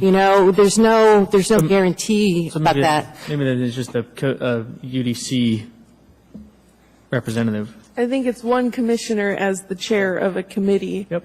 And that commissioner is just the avenue for Reporting. coordination. It Yeah. doesn't have to be an architect that is part of UDC, but the committee should be apprised of mostly architects. Okay, so we have so the proposal is a committee kind of separate from the UDC that would look at these proposals and, render a decision. Yes, and the proposal also is that I can help you put that committee together. I think I know most of the architects in town, and I know who's going to be interested. Okay, and with the understanding that this committee wouldn't have any real authority, it would only be Yes, an opinion. feedback. An opinion, yes. Yeah, an Okay. advisory. Perfect. An advisory committee. Okay. So me and Lori are talking about like how, like, everybody got a little binder, right, that says the process and rules and procedures for UDC, and in there somewhere it talks about committees. And I forgot what the process is to make a committee, because I imagine we just make a motion to make a committee. Like when Title 21 rewrite was around, there was a committee that was on it. So Let's just see if Sharon takes back this information and if they feel comfortable. I mean, it's not to add a lot. I think it could be through emails almost, like you forward the information. no, I or think you we have to have a process and a codified. I think it has to be Okay. codified. Well, I'm good with, and I know people that would love to be part of that. Yeah, so I think what you're saying, there would be some kind of presentation from the developer side to this committee, and then you would have, that committee would have an opportunity to ask questions and work with the, the developer, the architects, the developers' architects, and an exchange of information of why you did this and why don't you do this instead, and those sort of discussions. Yes, and then report back, I guess. I'd like to hear everybody's thoughts on the commission before we send Sharon down this path. If everybody supports it, or we'll just start it then, Winchester.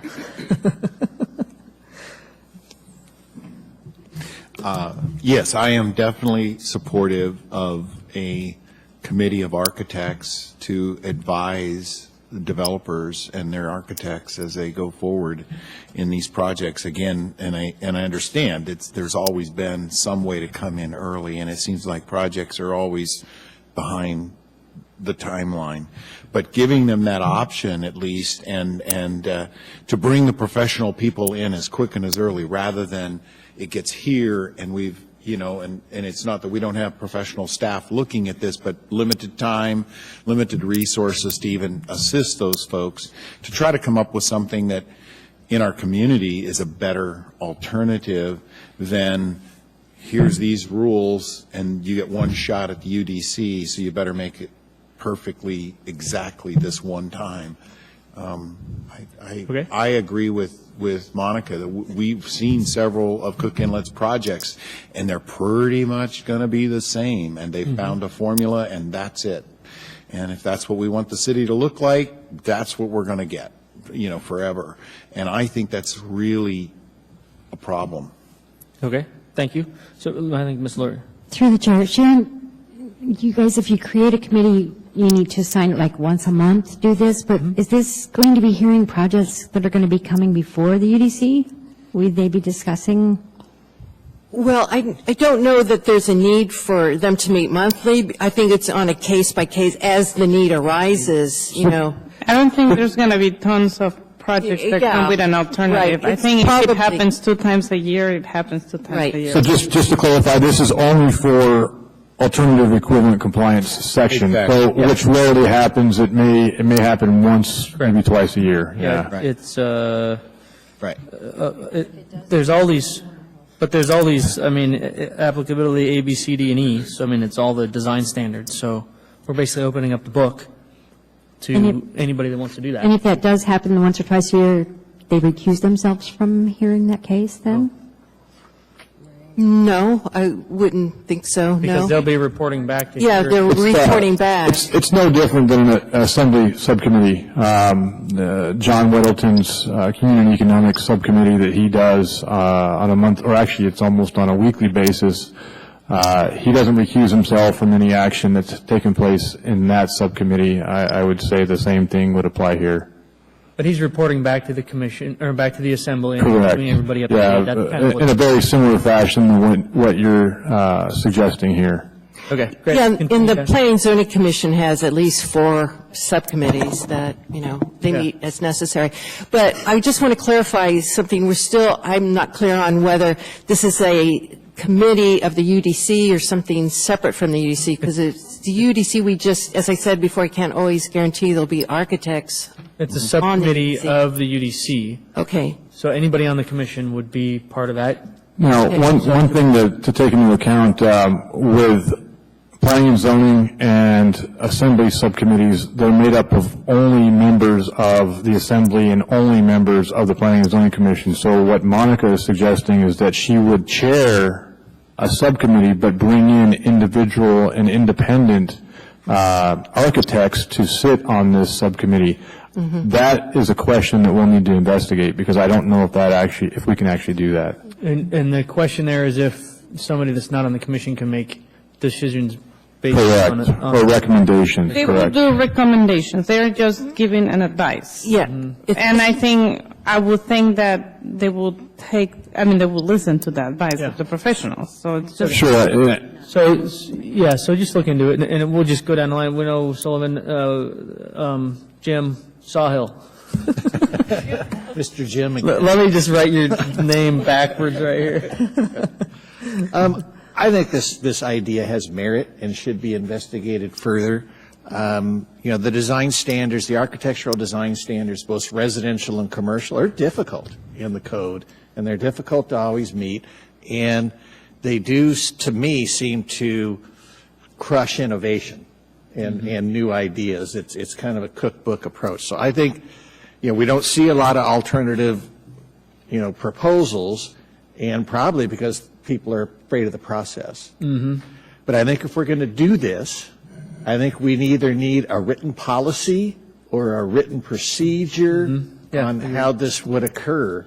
I would suggest that we would have 5 architects available for this subcommittee, but we need 3, because there's not always going to be 5 people available, because there are people coming in wanting feedback on this alternative compliance. Quickly. They want to meet fast. Right. They want to make their submittal, they want feedback in 2 weeks because their project's rolling.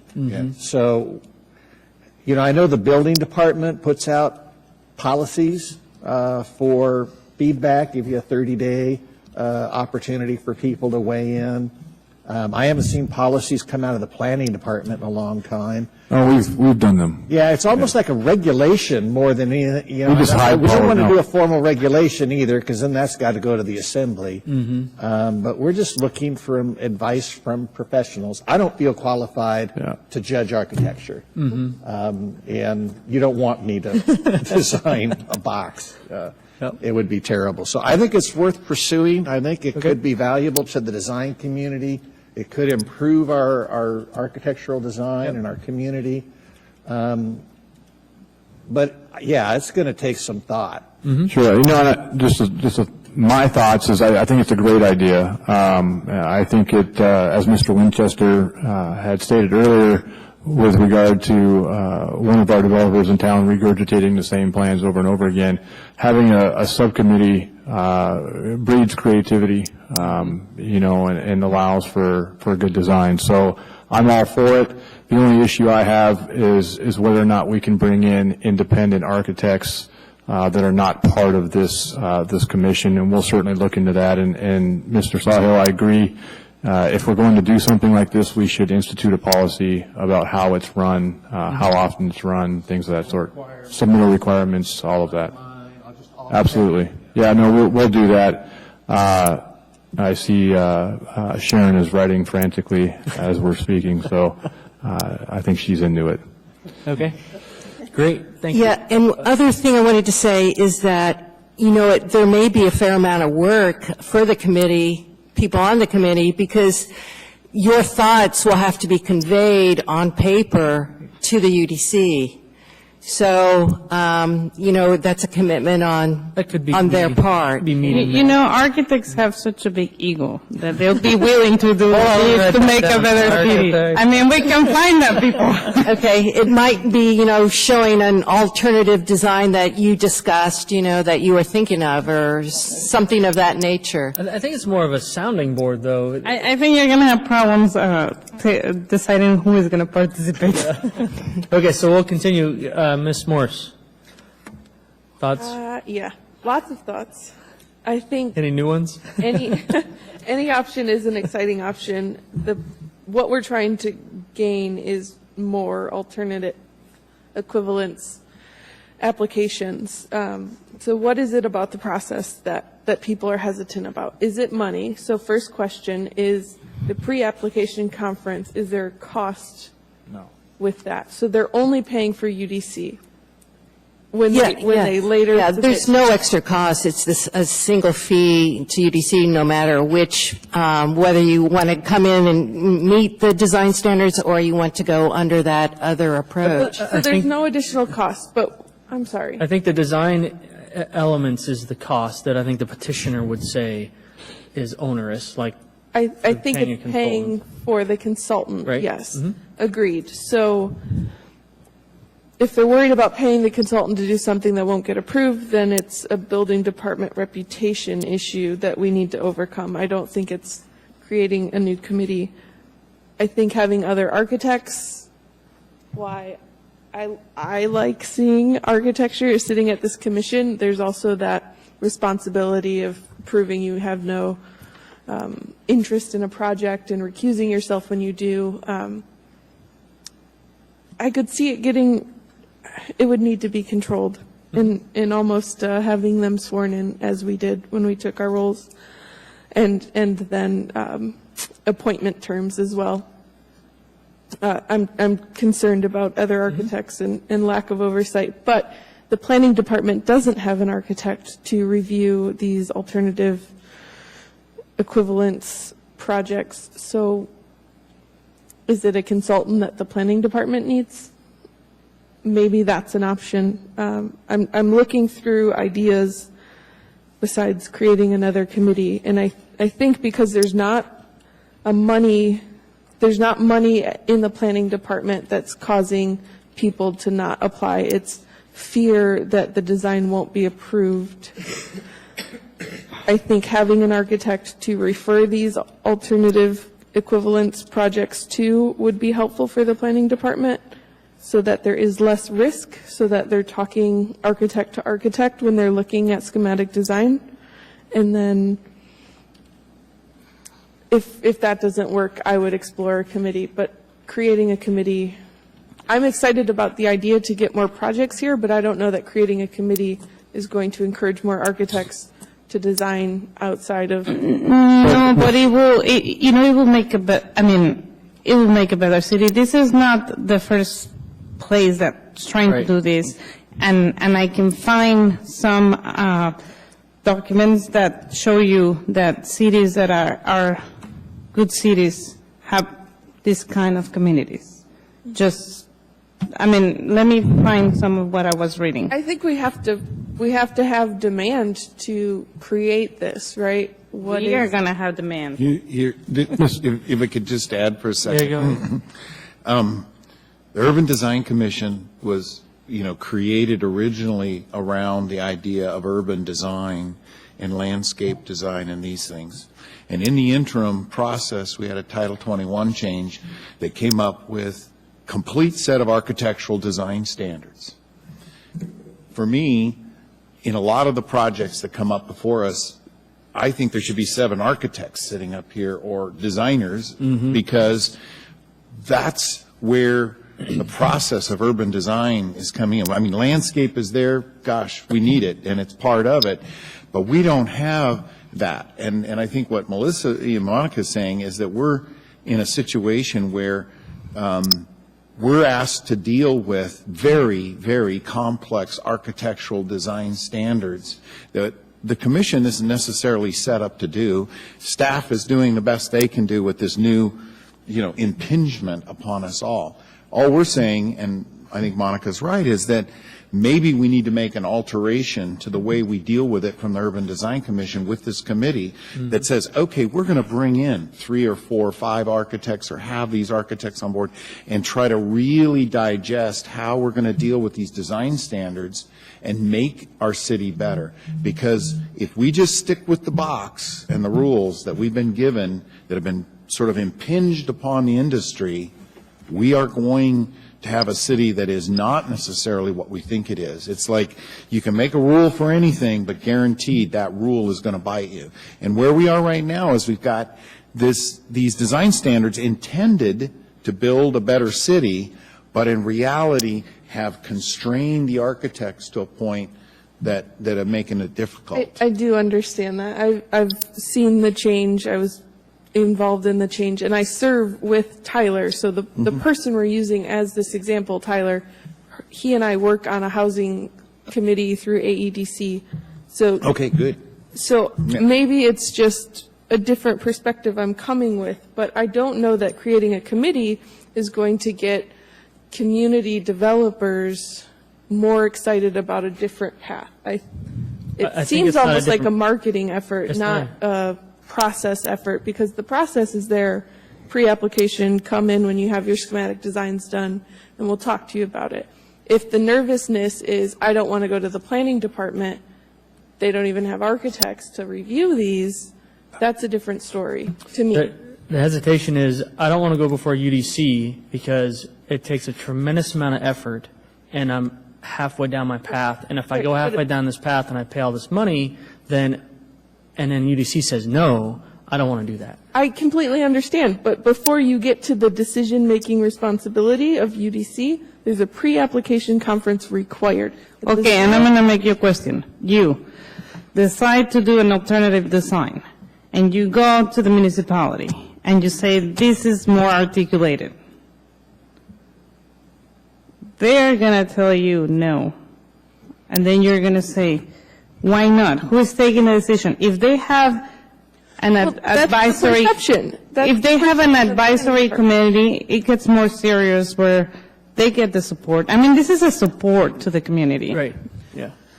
I don't disagree. My question is just, does the committee really drive more variety in our projects than the planning department? Is the perception of the planning department the issue to architects, or is it the extra step in the road that they don't want to do? Because the extra step is there whether you go to the planning department or this advisory committee. And if it's the extra step and they're just going to. I really don't think this has anything to do with the planning department or a review by the planning department or the perception of the planning department. I think this has everything to do with the anxiety, the unknowingness of coming to the Urban Design Commission with a plan that they cannot say in code they meet, and they don't want to invest a lot of time and money into a design that may get turned down at the Urban Design Commission. No, if they do step 3, that is required, their pre-application conference in the planning department or the. Pre-application conference is required with every land use entitlement that we do. But they're It's free. They're coming with a schematic design But to. that's not a decision. This is the decision-making body. If they're coming with an alternative equivalent, they're coming with a schematic design, 35% done, that you're going to see before it ever is ready for us to see, correct? So whether or not they're talking to an architect or the planning department, there is a document before the next step. There's a schematic, and then there's a design development that we see. Their schematic design has either been blessed by the planning department or blessed by this advisory committee.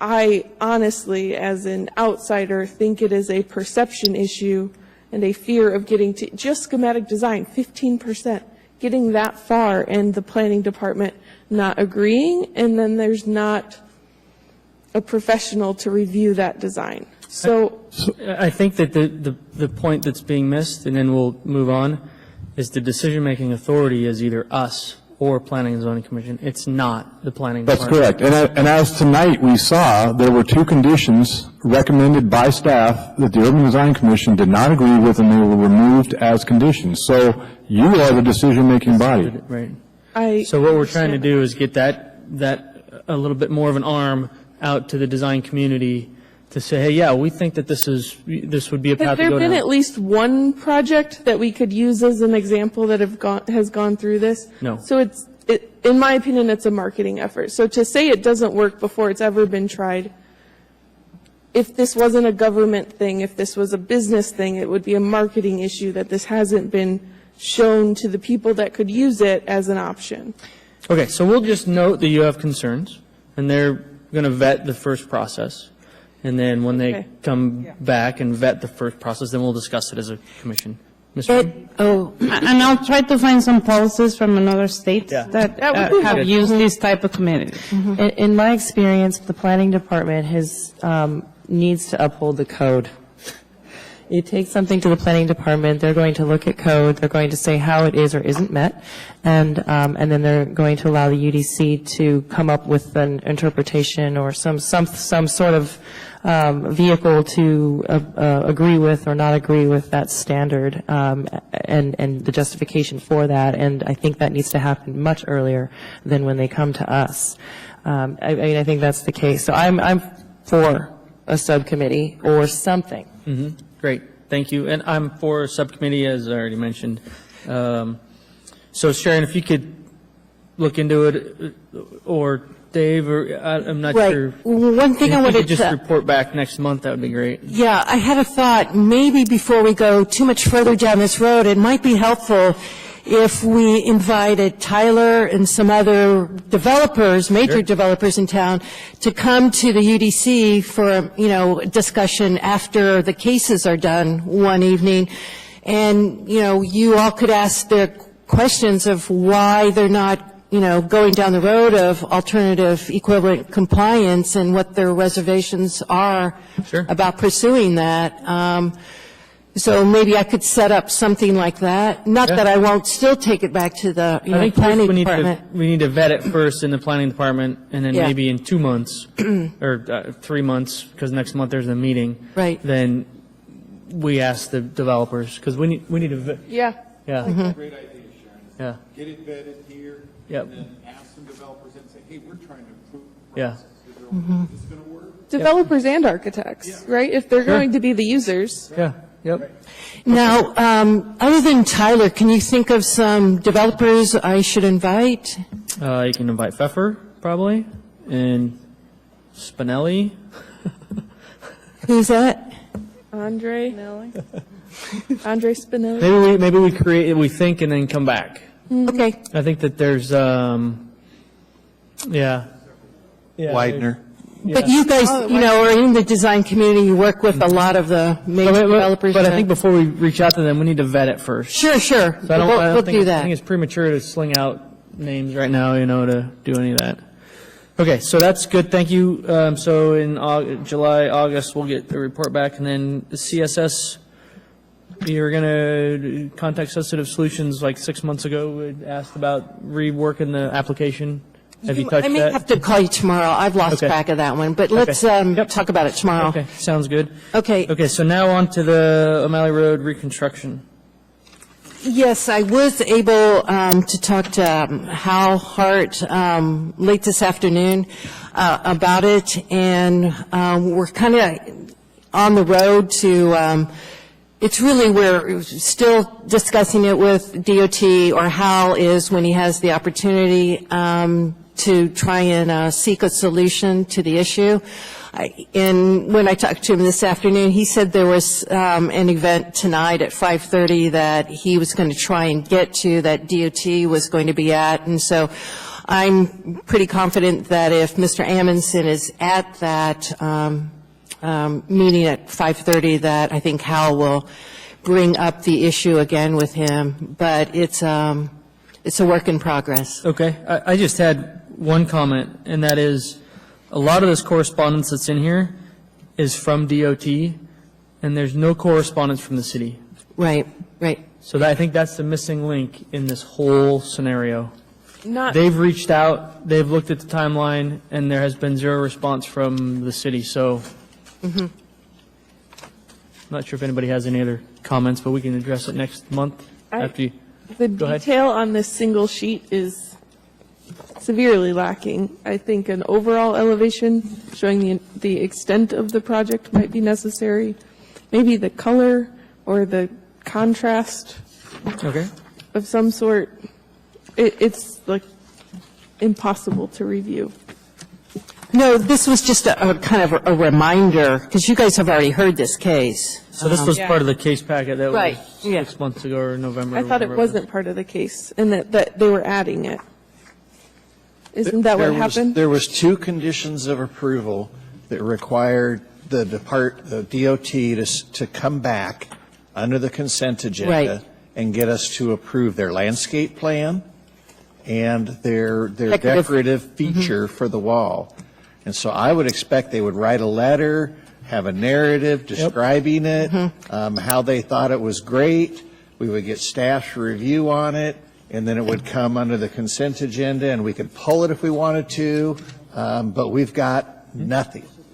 And they're building the project. So, But they've reached out. Yeah. They're asking They've asked twice. well, I saw the letter, what's the process? Well, let's make a submittal. It's not that hard. Right, that was the point of. Right. staff. I never heard from them at all, and when I called the project manager for DOT, she said that she sent an email to Terry Schoenthal, and she never got a response. Now, this happened after Terry had left the department, so I don't know what happened there, but I don't know why they went to Terry when, they should have come back to the UDC. Well, they were asking he's the. Right, I mean, but Terry didn't make Terry didn't create the conditions, the UDC created the conditions, so why go to Terry or anyone else but the Because UDC? Terry's the manager, they were asking for guidance from Terry. I get why they would do that. We'll touch base with the state. I think, Mr. Sawhill, your suggestion of actually formally making application, having staff review it, putting it on the consent agenda, and you can take it from there is fine. But I think it's standard. they have refused to do that. They're Well- not going to do that, and as Mr. Sawhill said, we know the project is under construction now, so, Then they've not met the two conditions that have been placed on the, right. but I think it's important to read the emails, because in the email from Ms. Cynthia Ferguson, it clearly states that, this is in May, that attached copy of DOT, have also attached details, blah, blah, blah. Department did not receive a response. Department also requires the municipal matter, did not receive a response. A memorandum of agreement says that they have 90 days to respond, and if there's no response, then that's a positive response. So a lack of response means that they're okay to go. So as far as I see tracking all this correspondence, DOT has done what they've been asked to do, but there's been zero correspondence back from the city in the timeframe that's under the MOA, or member of. if the state only contacted Terry Schoenthal when he was retired, then obviously, Well, the email is November 17th of 2016. He was still here, okay. So it's a matter of figuring out, what's going on there, and then I still think that we're concerned with what's there, and we're still interested in. I think maybe staff can send an email to Cynthia Ferguson, the project manager, that outlines the steps she needs to take to satisfy those two conditions. Yeah. And you're suggesting to come back to the UDC? Oh, yeah. Well, that's the condition. Yes. Come Okay. back to UDC and Yeah. the Yes. consent Okay. agenda with a landscape plan and a decorative plan for the wall. Okay. And I think we also required landscaping in front of the wall. Right. We you want to did. see those two conditions Okay, satisfied. And we said in those conditions that MOA will be taking. MOA was going to take maintenance maintenance. responsibility for all the landscaping. Yeah. If MOA comes back and says, we're not going to maintain any landscaping in the state right away, well then, okay, they don't have to do any. But Okay. That was what was conveyed at the meeting, was that. yeah. okay, and I should, I guess, when I send her the email, give her a certain period of time to return back to the UDC? Do I want to include that? Let's get the email and do the the phone call. resolution of approval and highlight the two conditions and just ask her for a timeline on when we might expect that to come back. Okay, I'll ask for a timeline. We want to then. be friendly. We don't want to be the Yeah. bad commission. Okay, timeline when UDC may expect it. Yeah. And, it seems reasonable within the next Yeah. month or two. I don't know what That's a their- big project. They're going to be working on that all this season and next season, so Right. there's time, but it'd be nice to close that loop. Yep.